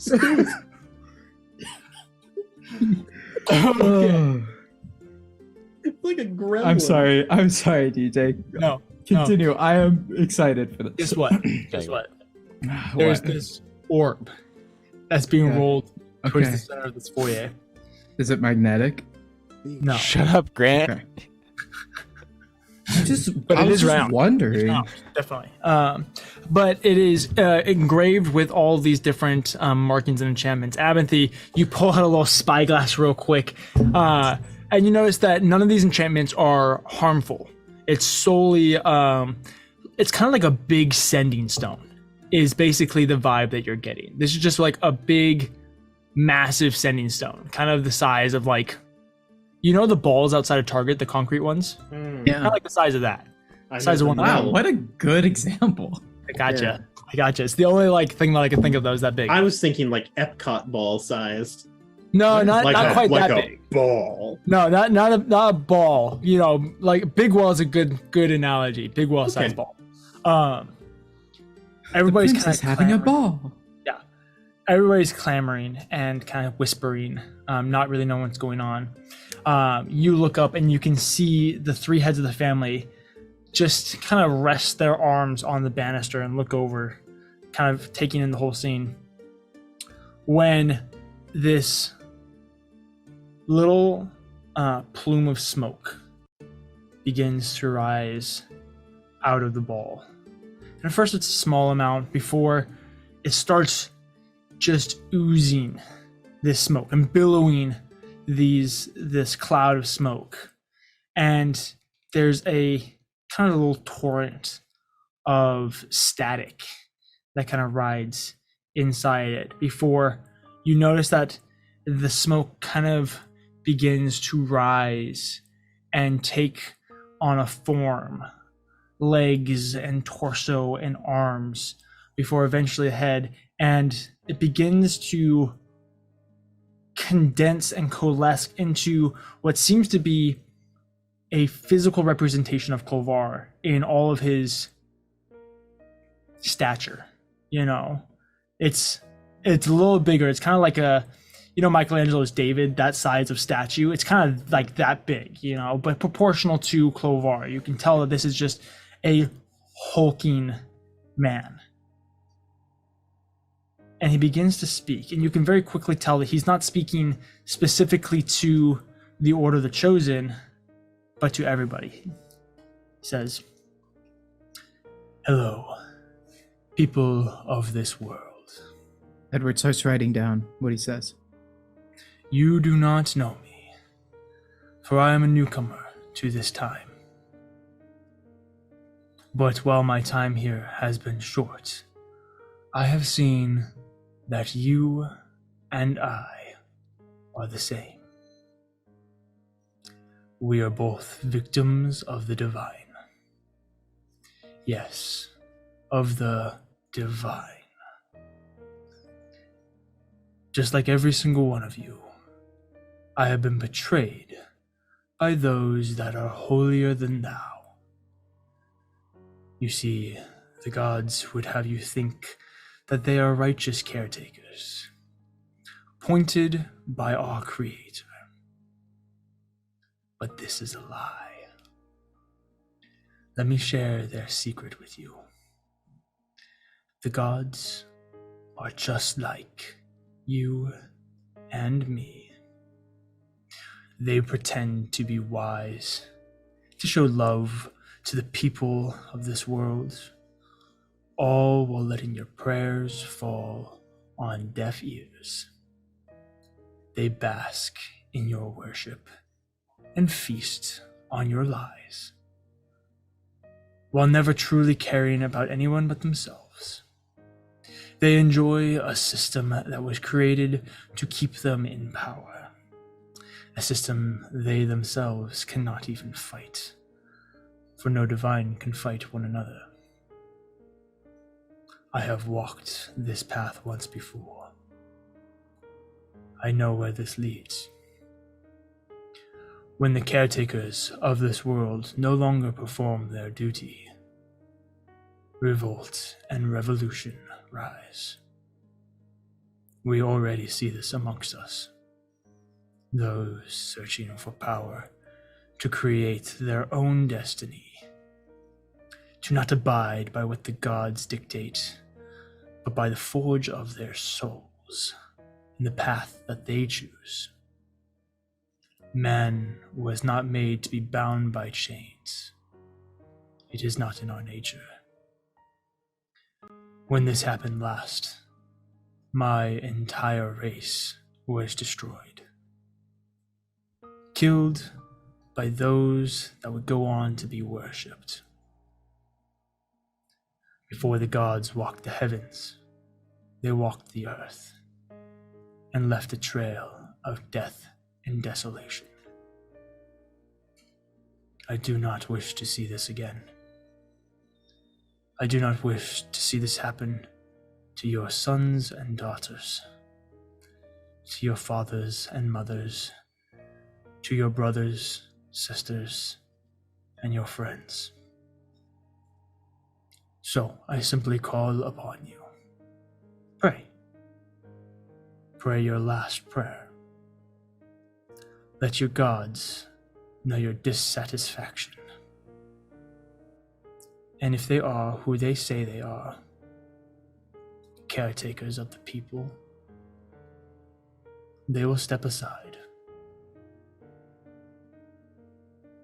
He then gently nods, and the smoke slowly begins to drift and warp and disappear. there's a moment of silence before everybody starts talking. Everybody's whispering and clamoring. Who is that? What's going on? What's going on? Who is this just for us? What is going on? Who all saw that? Blah, blah, blah, blah, blah.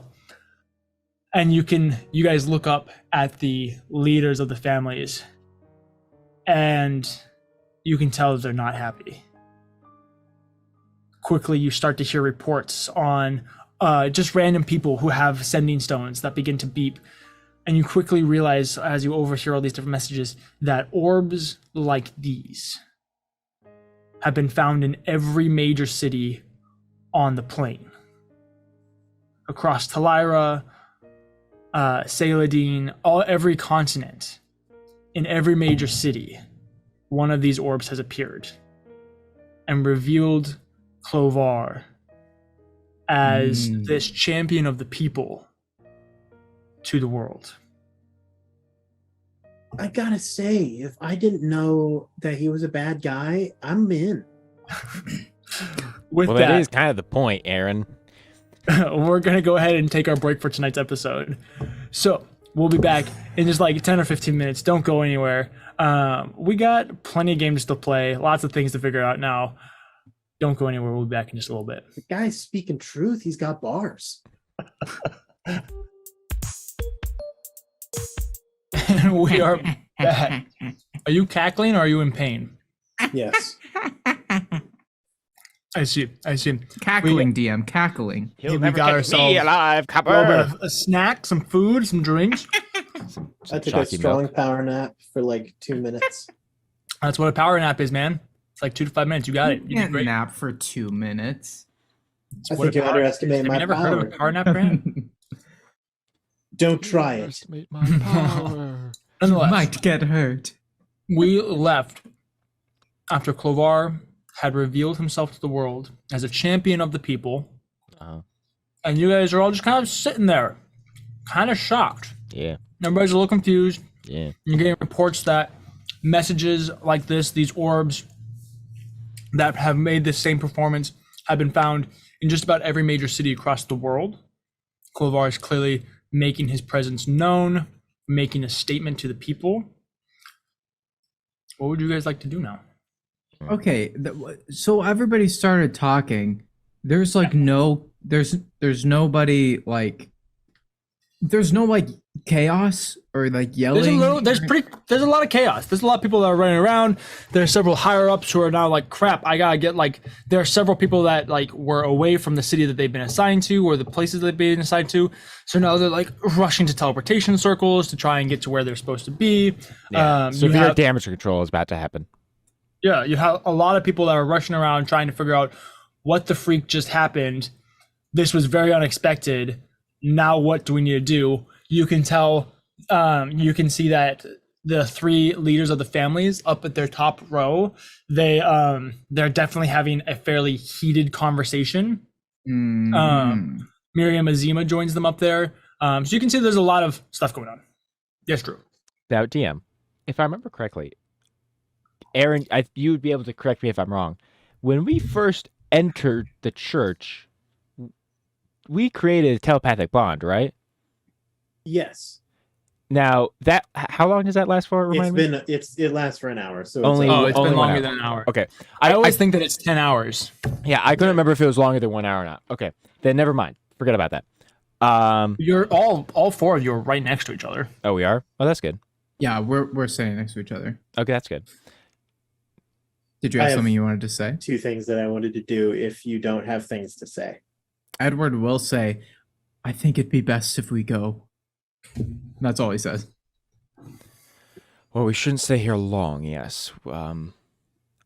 We should finish quickly what the things that we have to do and yes, head out. How soon will your armor be done, Cather? That's a great question. I was going to go right back in there and check in with that guy. You open the door and he goes, perfect timing. We're done. Ooh, I don't know where he got like a jump French in scare. there. Wow, He got a little French with that. that was That was remarkably quick. Thank you. Oh, oui. I work for the finest organization in the world. You think it takes me long to put a little enchantment on armor? I'm just going with the French now.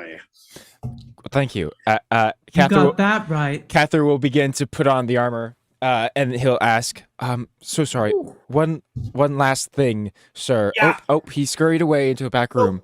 I just had to take off my sweatshirt and didn't want to violate Twitch's I'm rules. proud Were of you. you wearing pants, DJ? Yes, he's I am wearing pants. pants. They're just white pants, just like my rest of my body. It really does look like you. Nijay makes an appearance. I recently did a running with the bulls in my neighborhood where we had to wear all white with little red ascots, and then we ran around our neighborhood game chased by shopping carts dressed up as bulls. It was very fun, but I needed white pants. So Anyway, Wow, that is fun. it was fun. I'll send you pictures. Please do. I was wondering if you if you knew of somebody within this fine establishment possessed any scrolls or books related to that contain knowledge of magical exercises. Or I didn't phrase that very well. You look like a big guy. I mean, do you really need more So knowledge on how to work out? It seems like you got that covered. Well, no, I know how to work out. Yes, thank you. I apologize. I'm not very fluent in arcane knowledge, but I've heard of many different tomes that help improve your awareness or your physical ability, your intelligence by reading through you want them. to cheat the system, eh? Well, if you notice that image of that really big guy that gave that speech, so we're gonna try and fight him eventually, and I'm a little smaller than him. I don't know a lot about like lifting culture and all that, but I do know that there's a difference between natty and not natty. Do you really want to go down this road? He's got such a good build on you so far. Like, do you know the side effects? Just think about what's gonna happen. Here.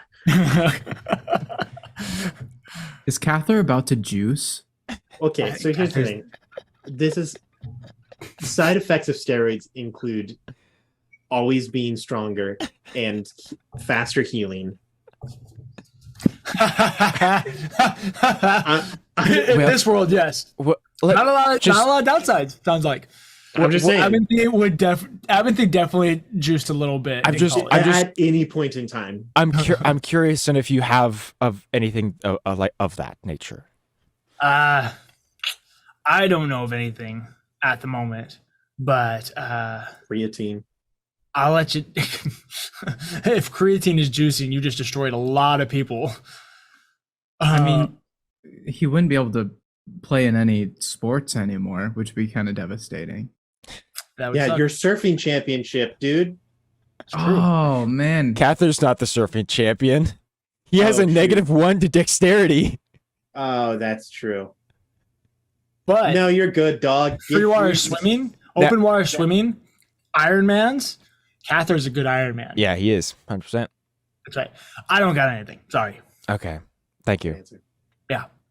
Here's your armor. thank you. Yeah. As he- as he inside of finished the putting it armor on. there is a syringe. It's not what I'm not looking for steroids, guys. Yes, DM. you are. You're just It- looking it for the sounds magical like equivalent of steroids. It's exactly what you're doing. He's looking for growth formula, DJ. It's different. Listen, man, I'm not calling you out for it or anything like that, because that's exactly what you need to do. At this point, you've literally reached the peak of what you can physically be just off of your skill sets alone. Without magically enhancing your body, you can't go further. Uh-huh. I'm just saying that's the exact same attitude that juicers have. Well, let's be Cather. clear. He actually can. It just requires at 20th. Once you go beyond 20th level, you can choose to continue to upgrade your stats.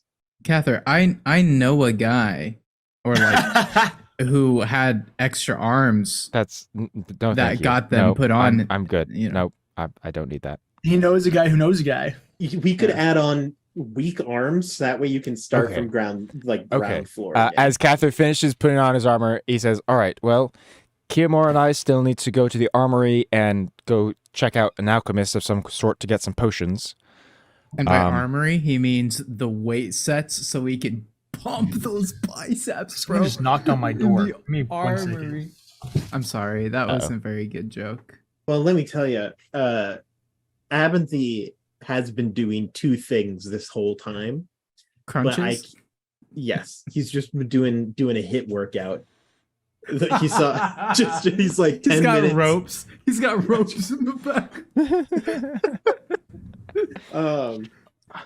Abinthy always carries around the like workout bands at any point in time. He pulls them out of his bag and he's like, ugh, yeah, just resistant. He pulls out a full bow flex. You're not sure how he got it. He's just getting a good pump before he goes and does the two actual things that he's gonna do. I'm gonna tell you right now, without the DM, what those two things are, and then ask for confirmation once he hopefully returns. Yes. One, Abinthy wants to watch the crowd for people who either A, don't seem surprised, or B, seem excited about it.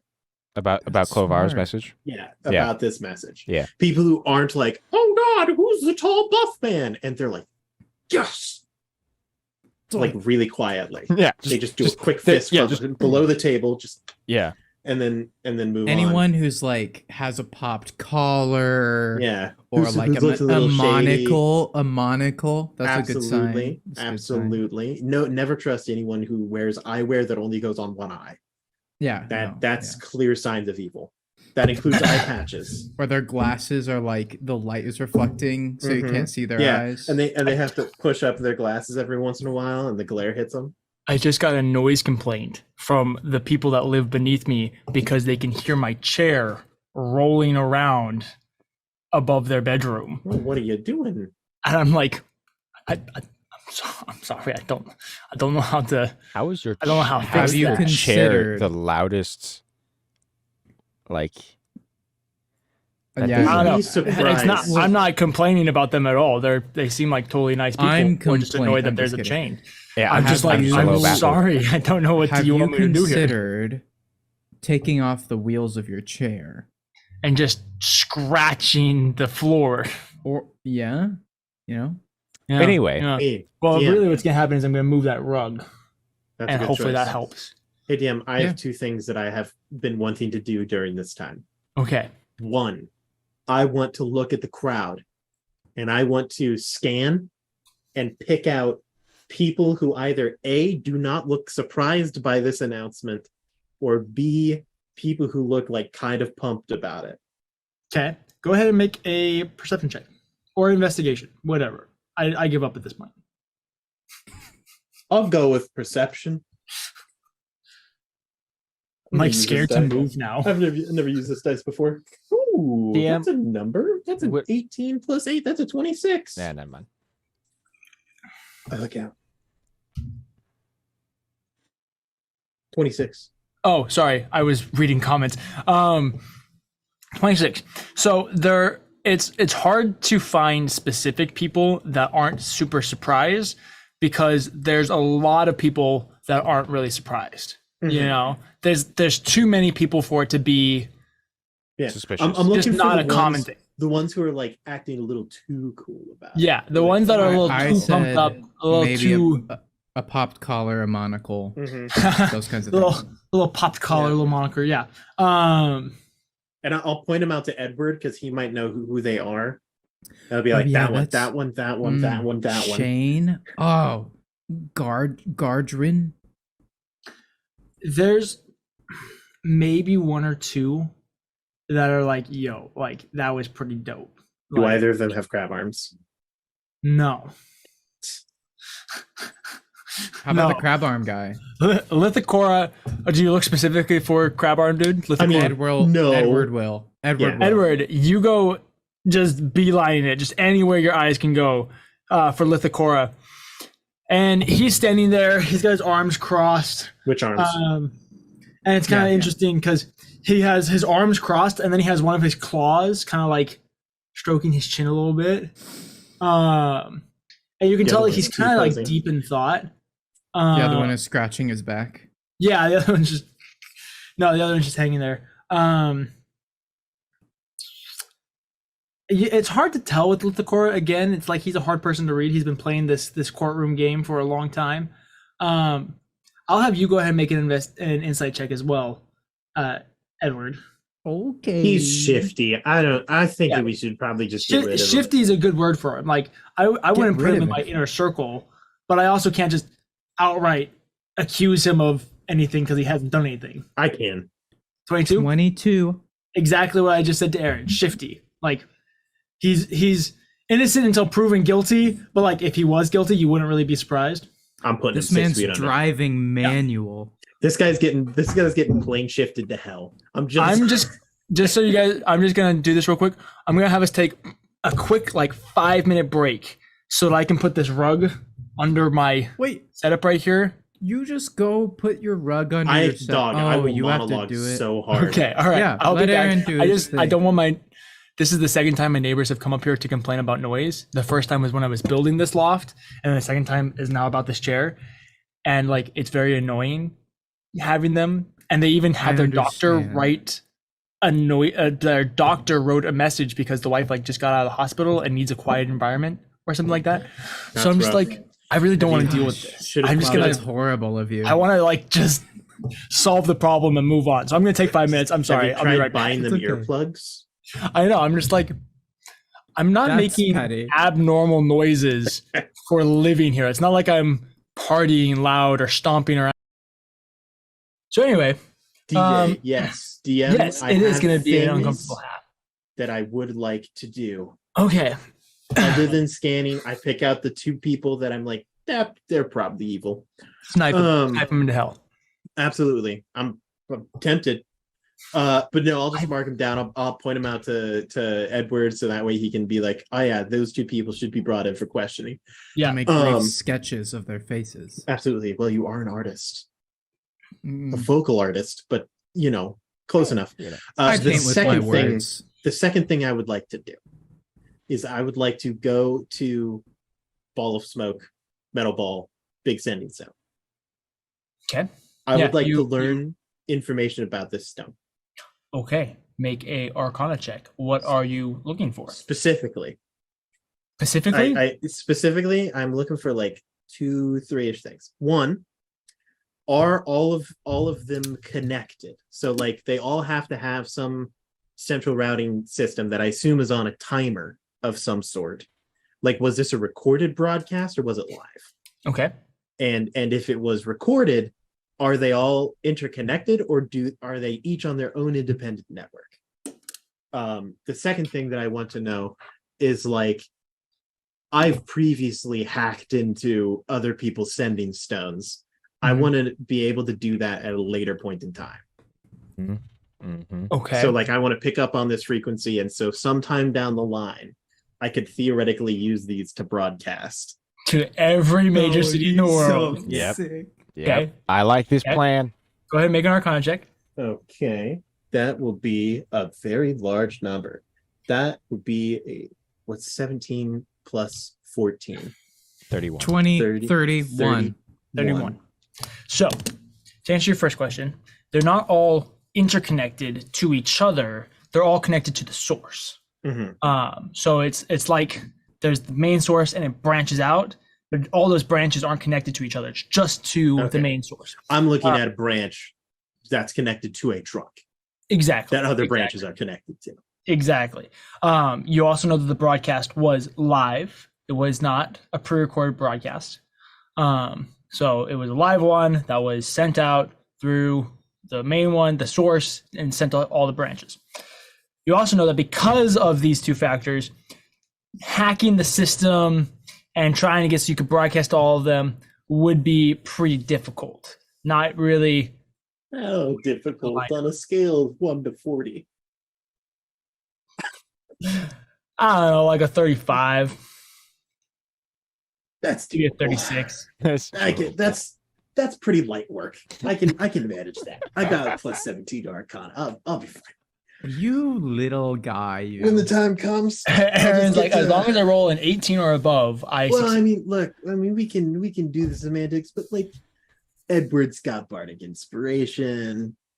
We can probably find a guidance somewhere around. Just sprinkle a little bit of stuff in there. Sure. We'll make it work when the time comes. All right. Mark it down, everybody. Let it be known this is a thing that DJ said. Yep. Never let him live it down. Oh my Ow. Okay. So those are the things that I needed to know, and I'm not satisfied with knowing them. Great. I Excellent. assume that we do the things that we needed to do. Yes. Cather, you were wanting to go grab some potions. Yep. You're able to grab 2 potions of speed. Nice. Would you like any healing potions? Yes, that was the other thing I was going to look for. Light work, don't need them. What do you want for healing potions? Anything they have. Great. I'll take your entire stock. They have a lot of healing potions because there's a lot of guys that want them. We're gonna But corner they're the like, market. yo, you can have 5. Okay, great. Are they Yeah, they five, put up a like, little just sign basic that's like- healing potions? because No, of 5 greater demand. healing potions. 5 Because greater. demand superior. quantity What's has the been one? limited to like What's the ones that's 5? like 48? What's the ones that's like 44? 40? probably, I don't know, probably Greater superior. I think it's healing. superior. Let's say superior. You have 5 superior healing potions. Okay. I was right. A greater healing potion is 44 plus 4.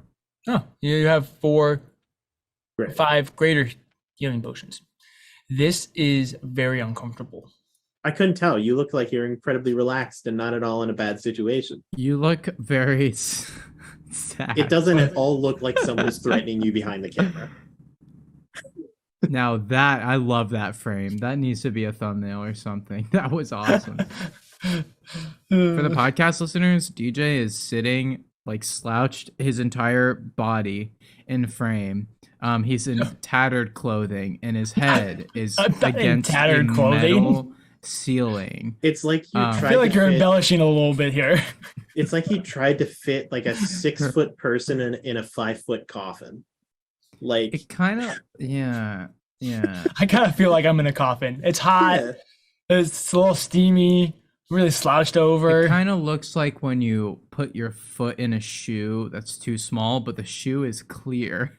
And so you can see the My foot head being is just a big squished. toe being scrunched.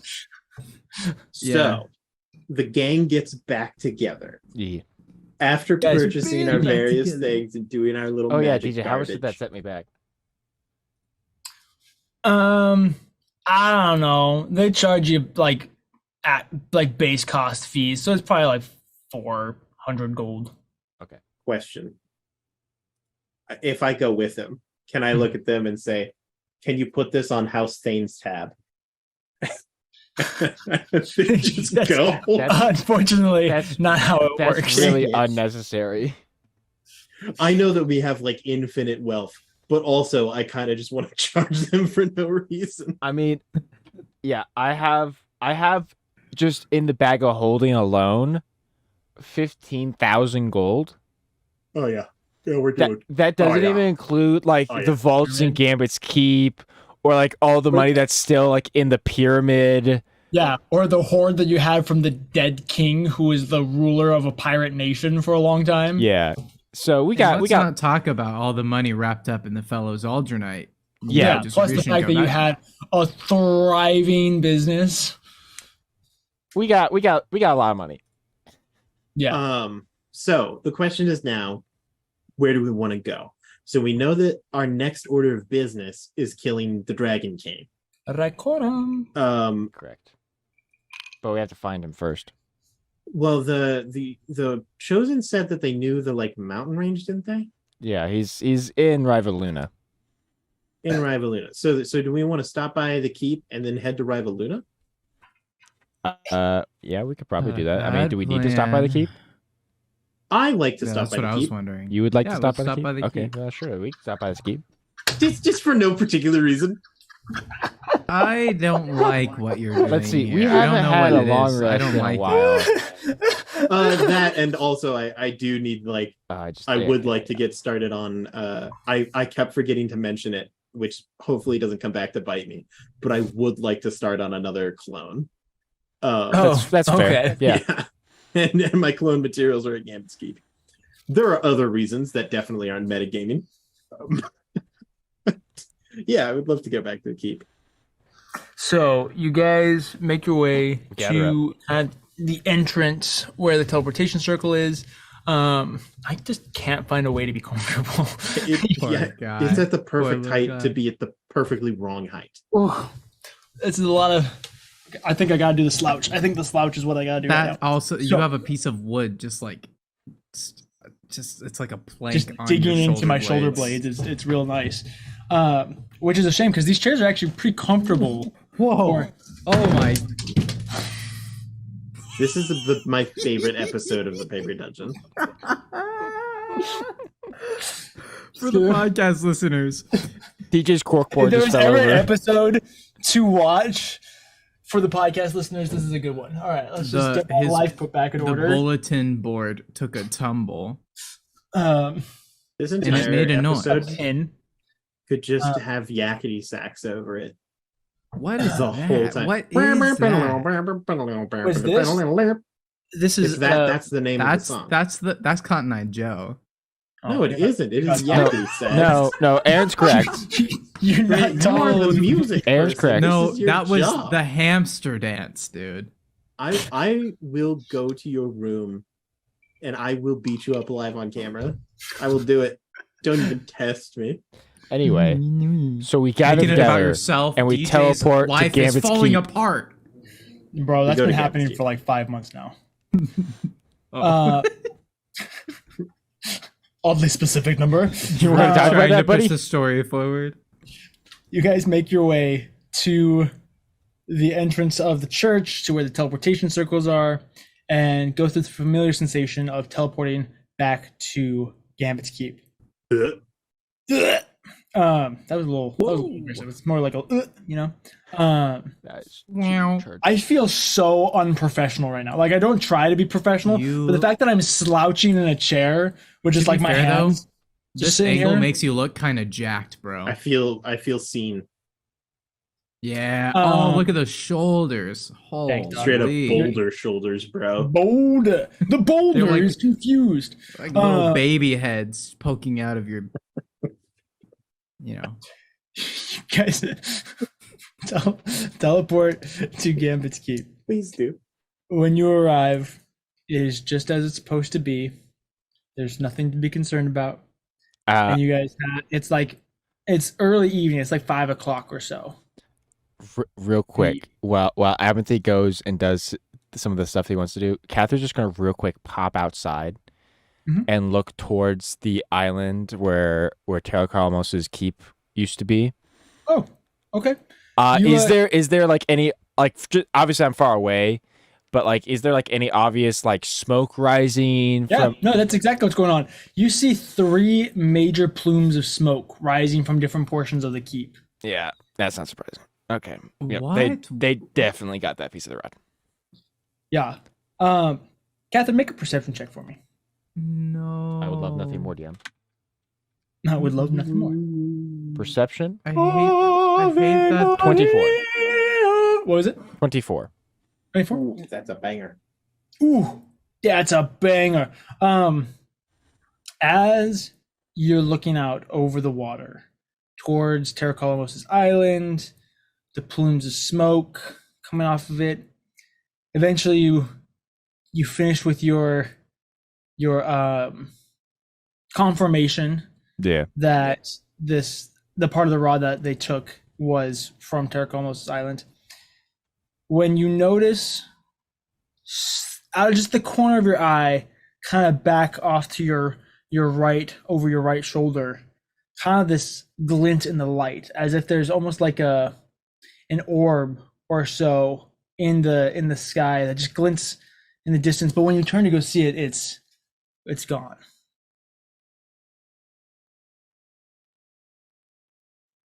Mm. Mm. So we're being scryed on. Lovely. A UFO. I hope so. Yes. Aliens. I hope just- aliens. This is the I- plot twist you never expected. Yes, I hope that aliens. It's just That's a what gift. this campaign needs. Yeah. Aliens. A new threat. A new threat. That's what I'm gonna do. The next time Clovar's gonna go public and on the broadcast, someone's just gonna show up, like snap his neck, and then be like, "Listen, so we're from Mars and we're taking over." Hey. Spoilers.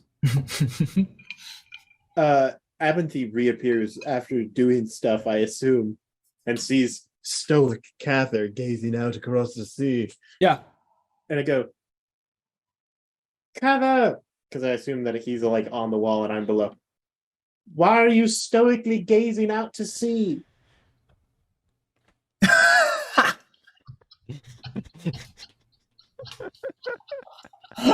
He just turns around and like climbs down like the ladder or whatever to get His hair down next to flows Abinthy. in the wind. And he just says, well, I wanted to check to see if there was any obvious signs that perhaps they found another piece of the rod at Terra Colossus Keep, which Ooh. they have. No.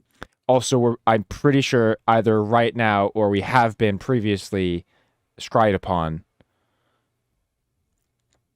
I'm gonna tap my my walking stick to the ground and I'll cast detect magic. Okay.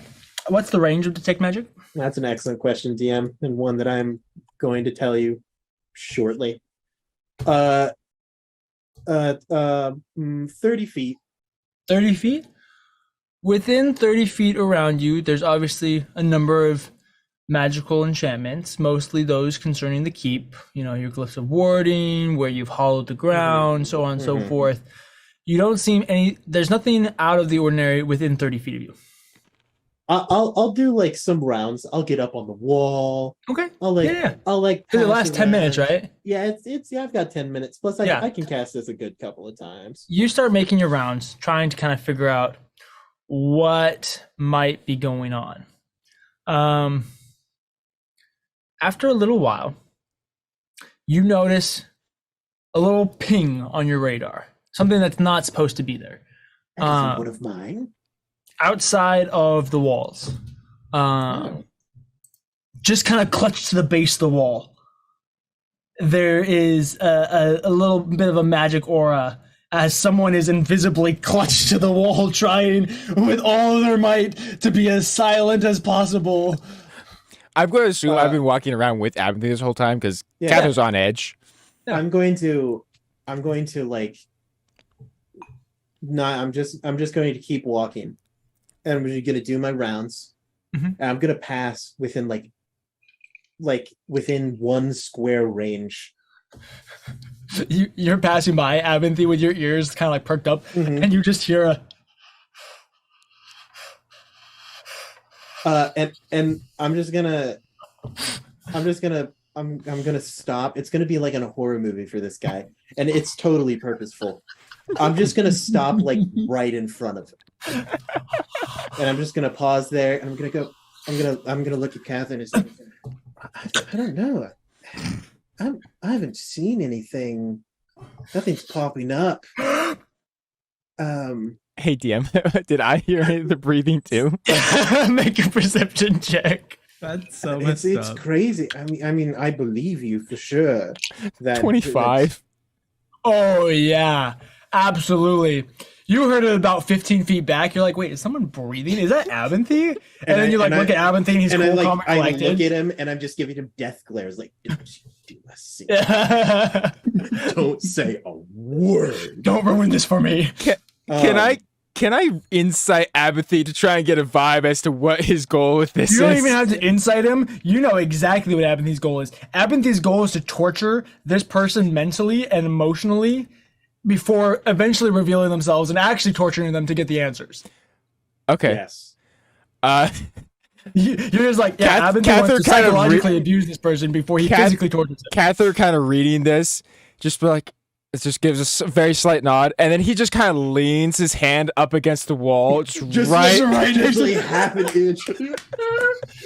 He's like, obviously, I think maybe you're right. Maybe nobody is here. Maybe I just was just seeing things before when I when I caught that glimpse in the corner of my eye.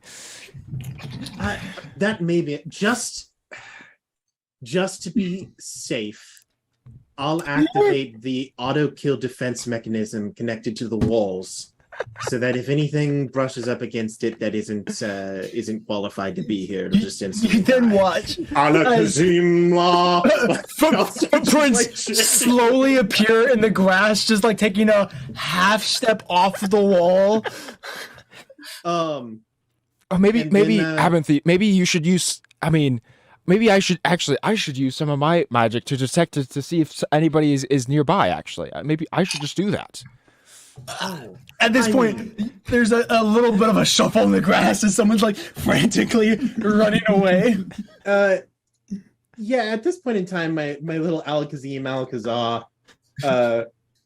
I'm just going to cast like, oh shit, what's the name of it? It's casting not Dispel Magic. Dispel magic. I couldn't remember the name of it. My like Alakazam. just gonna dispel the magic on the guy. You cast Dispel Magic and reveal this tiny little kobold. Just a tiny little dude. He might as well be a Komodo dragon, you know? Like, just a small guy. Probably about 2 feet tall, super skinny, hasn't had a cricket in a while. He's very, like, scantily clad. He's got, like, basically a loincloth on. Just, like, stopping his tracks. Before, There he is. Good job, Abinthy. slowly Oh turning my towards you guys. goodness! What? There was someone here. The whole time. Goodness. A true master of stealth. Oh, incredible! I Listen, this is real awkward for me. Yeah, so who are you? You could not tell my boss about this. That depends. by all means, Who's your That- boss? That'd be real. By By the way, at this point, Cather has closed the distance. And Yes. hi, and you're it's- and I'm like, you're yeah, a big boy. he's definitely- definitely have a hand on each yeah, shoulder. yeah, 100%. Yeah, so who's your boss? If it would be great for us to know, that way we can make sure not to tell him that this happened. Okay. Yeah. That's a good point. Yeah. It's Well, okay. No, there's It's another option. Rycorum? Cather. Oh, your There's boss. another- Oh, Rycorum. Okay, Well, lovely. First of all, is That's that the good. truth? That's we're good friends with Rycorum. Are you The lying to Dragon us? King. I need to know. Abinthy needs Am to know. I lying Is this to guy you? lying? I'm not going to ask him. I would never lie. No, I'm not Is lying. that lying to me, DM? Roll an insight check. I would also love to roll an insight check, DM. Go for it. That's going to be an 18. He's definitely not lying to you. yeah. He was a spy for Okay, great. Rycorum. All right. I mean, Right. that's... So, I told you Mm-hmm. you So that's the thing. help a brother out, and I'm actually very Let me go. interested to know how did you get here? Okay, do I fear you more or Rycorum more? I just give a little bit of a pinch on the shoulder, just kind of cramp in a little bit. All right, listen. If you're gonna get me to talk, okay, all right, I need to know that I got immunities here, okay? I heard what you guys did to Verim Rice, okay? And that's some pretty ballsy stuff. Not gonna lie, okay? I can respect that, okay? But I got a higher authority that I gotta answer to, okay? So if I'm gonna talk to you, I need to know that I'm protected from said higher authority. I'm gonna say We Hey, will Cather. promise that we will keep you safe from Rycorum. I say, hey, Cather, would you mind just real quick laying a hand on my shoulder? On your shoulder. Yeah. How far away is Abinthy from me? I'm He's right next to you. to Oh, you. good, You okay. both have a hand on this 2 foot tall kobold's shoulders. Okay, yeah. No, Mhm. I put a hand on his shoulder. I'm gonna plane shift us all into hell. Yes. Yes. Okay. that's quick so question for you. Do the participants of plane shift have to be willing? He will have to make a saving throw. Yeah. So I will attempt to plane shift us all into hell. Okay. All right. What's the DC that I got? 22, Yeah, that's not happening. and it's You guys are plus one. I'm pretty sure it's going to be charisma. Well, we'll see if it's he makes a charisma- natural 20. It's charisma for banishment. I know that at least. That was a natural 2. He fails. Mm-hmm. Yeah. So I'm going to teleport him to just the scariest possible location I can think of in hell. Nice. Okay. you've been around. Yeah, my fiance took me on a tour. Yeah, absolutely. You specifically, you remember there was a really horrible part of hell that you had to kind of make your way through. Whereas like there's all those spines, if you remember, that kind of I hated gravitated towards you, and it was just like you couldn't help but constantly be torn up because they just kind of appeared in front of you. You arrive there. Flint shifting makes this tiny kobold immediately tosses. I'm just holding him by the scruff of the neck, and I just point him like away. Yeah. Yeah, you point him away, and immediately one of these branches just goes, and you like point him and just Hey, buddy. Hey. Yeah, no. Let's be clear here. That's it. I'm gonna give you one guess. Who's the person who's supposed to be talking right now? Just point.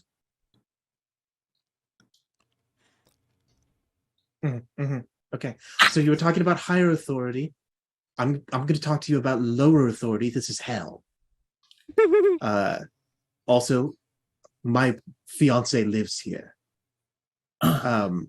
So I don't think that you really get to bargain, because I could just leave you here. But and you won't get to go to Dragon Heaven, because your soul's already in hell, buddy. the blue one is a good. He's good cop here. I'm not. Now, even a cop. Can I at least get like a cup of coffee then? Here. You get a what? Never mind. I can get you a river of blood to drown you in. I can get you that. No, that won't be necessary. How did you get next to my house, little punk?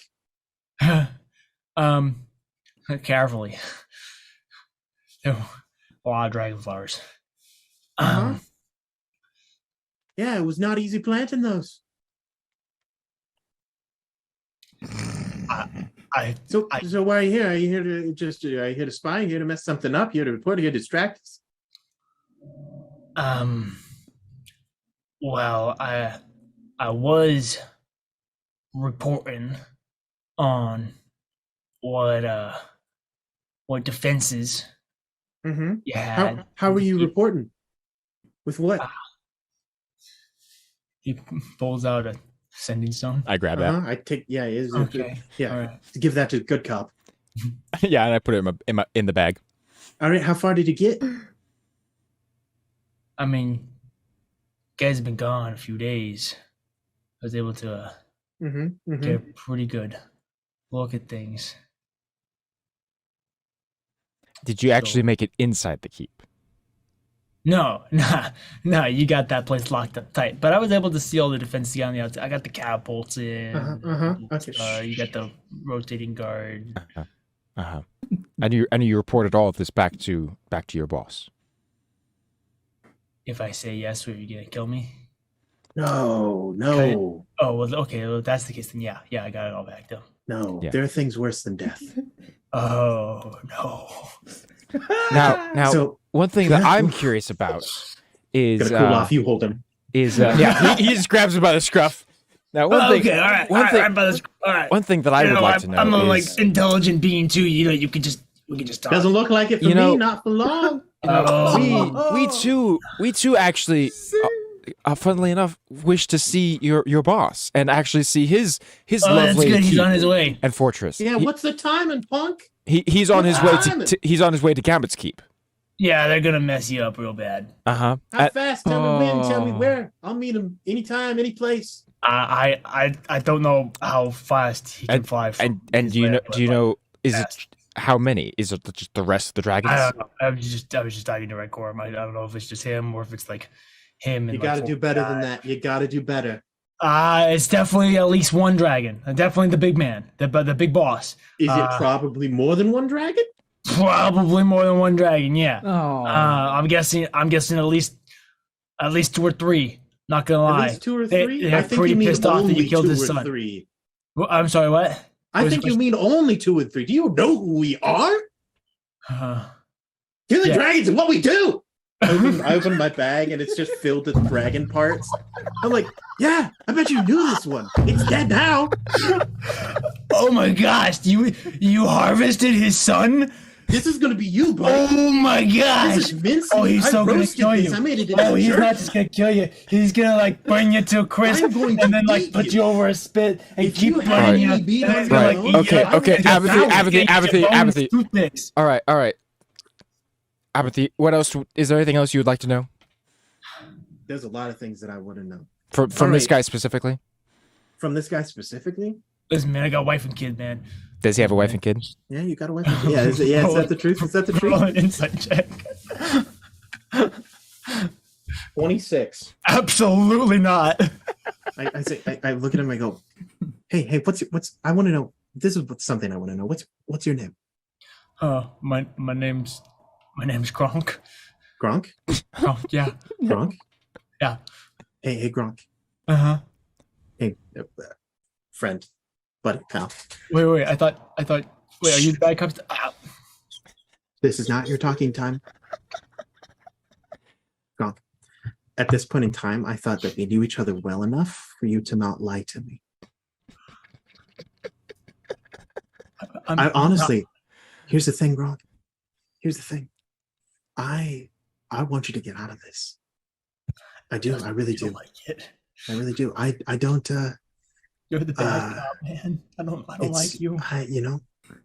A lot of people don't. There's a good reason for that.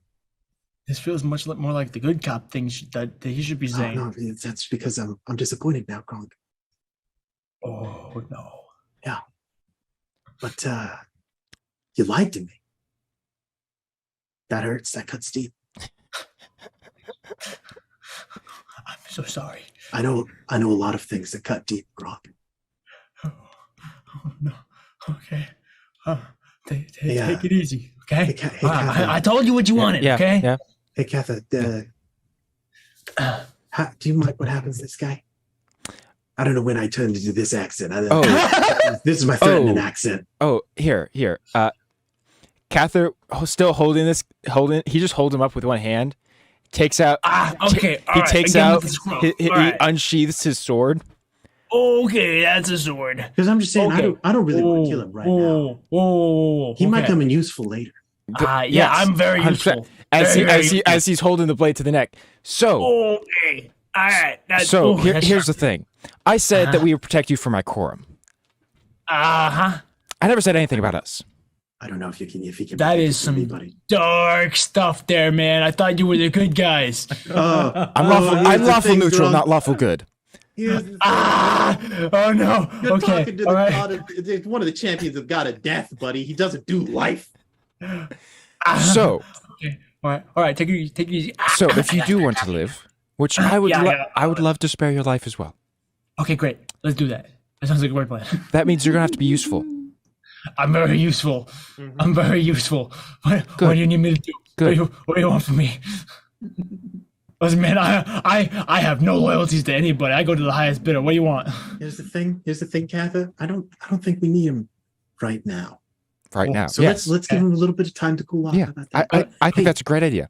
I think we even have a place for him to stay, don't we? Yeah. Hey, Gronk, can you just repeat after me?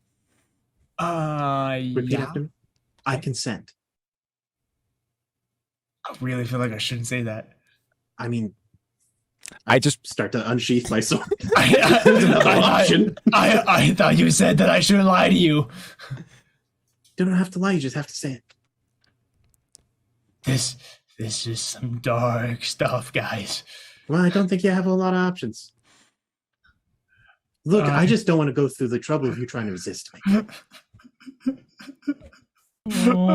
I consent. Great. I'm just gonna plane shift him to a demi-plane that has nothing in it. Oh, that's terrible. It is like a 20-foot cube of blank That's slate gray bright white walls. nothingness. And I'm just gonna send it there and I go, he'll be fine. yeah, right. Anyway, He'll be over. so we should probably we should get back to the keep. Yeah, we should get out. I'm Hey, gonna as he plane shift us back to the keep. resheaths his sword. That was evil. Yes, that was. That's some like Nazi stuff right there, as we- man. It was not cool, dog. As we so get back to bad. Gambit's keep, Cather will ask, Right. So if Rycorum is coming to Gambit's Keep, that makes things actually significantly easier for us. I know we don't have to find him. Because we also don't have to fight him in his own stronghold, which You makes see, things this- significantly easier. I tried to convince people to try to plant and grow the like dragon slayers here, and no one would listen to me because it would interfere with the flying ship. Oh, it interferes with air traffic and any significant thing with wings. Sometimes it even kills people who jump a little high off the ground. That's way too dangerous to place. It can attack things from miles away. And now we're facing the consequences. Very true. However, now, if we are fighting Rycorum, the King of the Dragons, and other dragons, I feel like we are going to need to call in some backup. I mean, we have so DJ had messaged me to come up with the defenses of Gambit's Keep, and included in those was a garrison of private guards hand-chosen by you. By me? Yes. Yeah. So it was definitely Kathy that did it. So we do have like an on-hand enough to man all of the things with plus some extra. Nice. You've got a small militia. Yeah. That's good. So we've Like got people who 15 can soldiers. at least man the ballista and Yeah, stuff. okay. And like, do we want to call in any other friends? We should also probably go talk to Edward and Kimura about this. Oh, yeah. Oh, shoot. I forgot that they went with us. They probably wouldn't have approved of that. That was pretty metal. No, Are you guys No, still no, in that hell? was no. We're at the keep. No. No, they went Yeah, back. yeah. Keep it. We plane shift back to the keep. Yeah, you guys were You- lucky. outside of the Edward keep, wasn't there. or Yeah, like inside? we're like walking into the plane keep. shift inside. Inside. Okay, Yeah, great. just to where we were Yeah. before we exited. And Before you yeah, exited, like outside the walls or inside the walls? no, inside the walls. Yeah. Okay, like inside the keep or just inside like the courtyard walls. This is important. Inside, I would probably honestly plane shift us close to where I think Edward probably would be. Okay, so like inside the but- keep. Okay, Yeah, like inside the keep. yeah. Edward. I can say what Edward's been doing. What has Edward been up to as your friends do Nazi level horrible things? Oh, Yeah. that's This that's kobold. basically just standard Sheesh. Italian mafia. Oh my That's not that goodness. bad. We just threatened one person. Just We threatened him didn't and then even locked kill him up in a padded white room where he'll go insane in 2 days. It's not padded. This is basically a human experiment right here. No, It's- I already know what happens. So Edward, as soon as they entered the keep and Uh-huh. there was smoke around, the first thing he did was check on his mother, of course, to make sure Yeah. that like she's okay. Oh yeah, she's fine. Thank God. Second of all, No, the you find her smoke was- dead, limpless body. Every Jeez. time. Well, you know what? I didn't know what to expect. You're You like, know, this I is- wouldn't these put it are some- past you. These are some bad guys. That kobold seemed pretty evil. We're definitely safer with the wizard.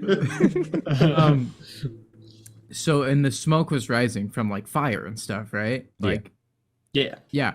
So Edward's just been literally like taking charge and like cleaning stuff up, right? Making sure there's not any more fire and stuff Oh, like that. He's been the doing fire that is the whole on a time. The nice separate thing is that the island. fire's not at Gambit's keep; it's at Terracolomos's castle. For some reason in my brain, I forgot that was the case. So I guess he's just been sweeping the whole keep since people had been there Just recently. anxiously making sure- sweeping.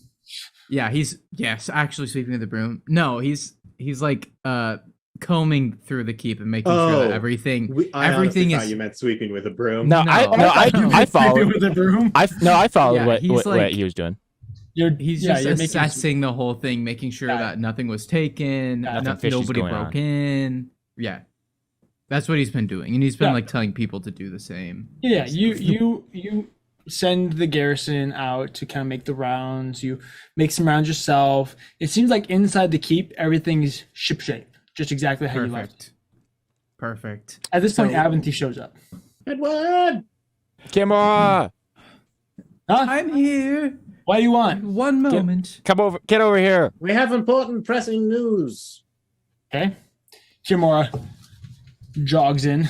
Yeah, Mhm. Baywatch runs. Edward is speaking with like one of the like workers or maintainers of the keep and just like saying some things about some extra things they need to make sure is the thing. And then they scurry away, and Edward will join the group and be like, So "Oh, you did see what happened on the island, right?" yes, I did see that, and actually some more news.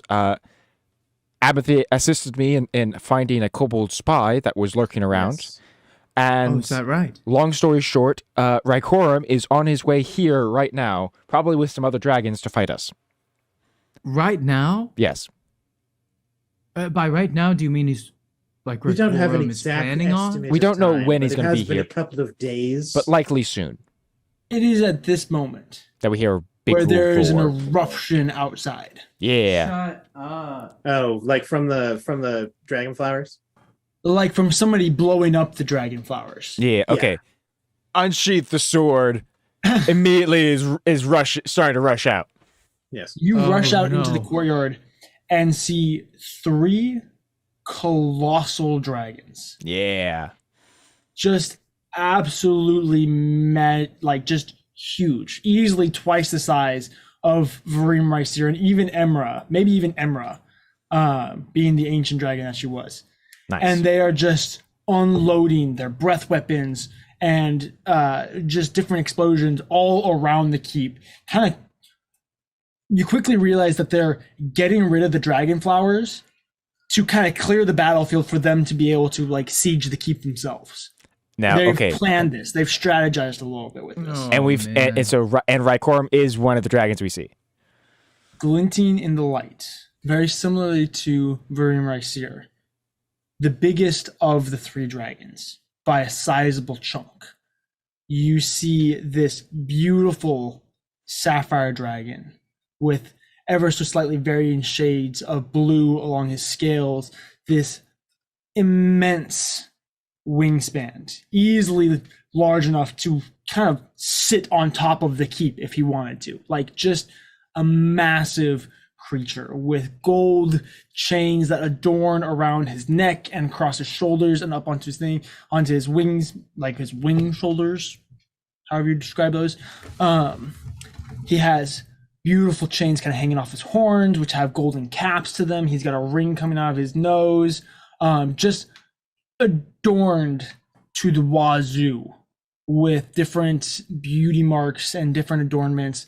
You can also see a number of massive scrawling craters and crevices across his scales. You can tell that this is a dragon who has seen battle many times against creatures much more fearsome than yourselves. Glinting in the light, soaring above you, releasing breath weapon after breath weapon, destroying the dragon flowers all around, causing a chain reaction of explosions to kind of to muddle your ears a little bit. With this attack, we're gonna go ahead and end tonight's stream. I know it's a little early. I'm dying in this seat here. I don't know. It kind of looks like But you might I nailed the say- position. Yeah, I'm gonna say this is you by far look the most so comfortable good. position, but I hate this position. This is the best you've ever looked on the paper dungeon. That's like pretty clean. the way you're sitting. We're- Can you like deliver? Hey, Drew, kill the music if there's music playing. I want you to deliver like some kind of line like, "Welcome to the paper dungeon. We're happy you're here." I got it. I got it. Anything at all. Thank you guys so much for watching. Good luck and Godspeed, Dungeoneers. We'll see you next time. Have a great rest of your week.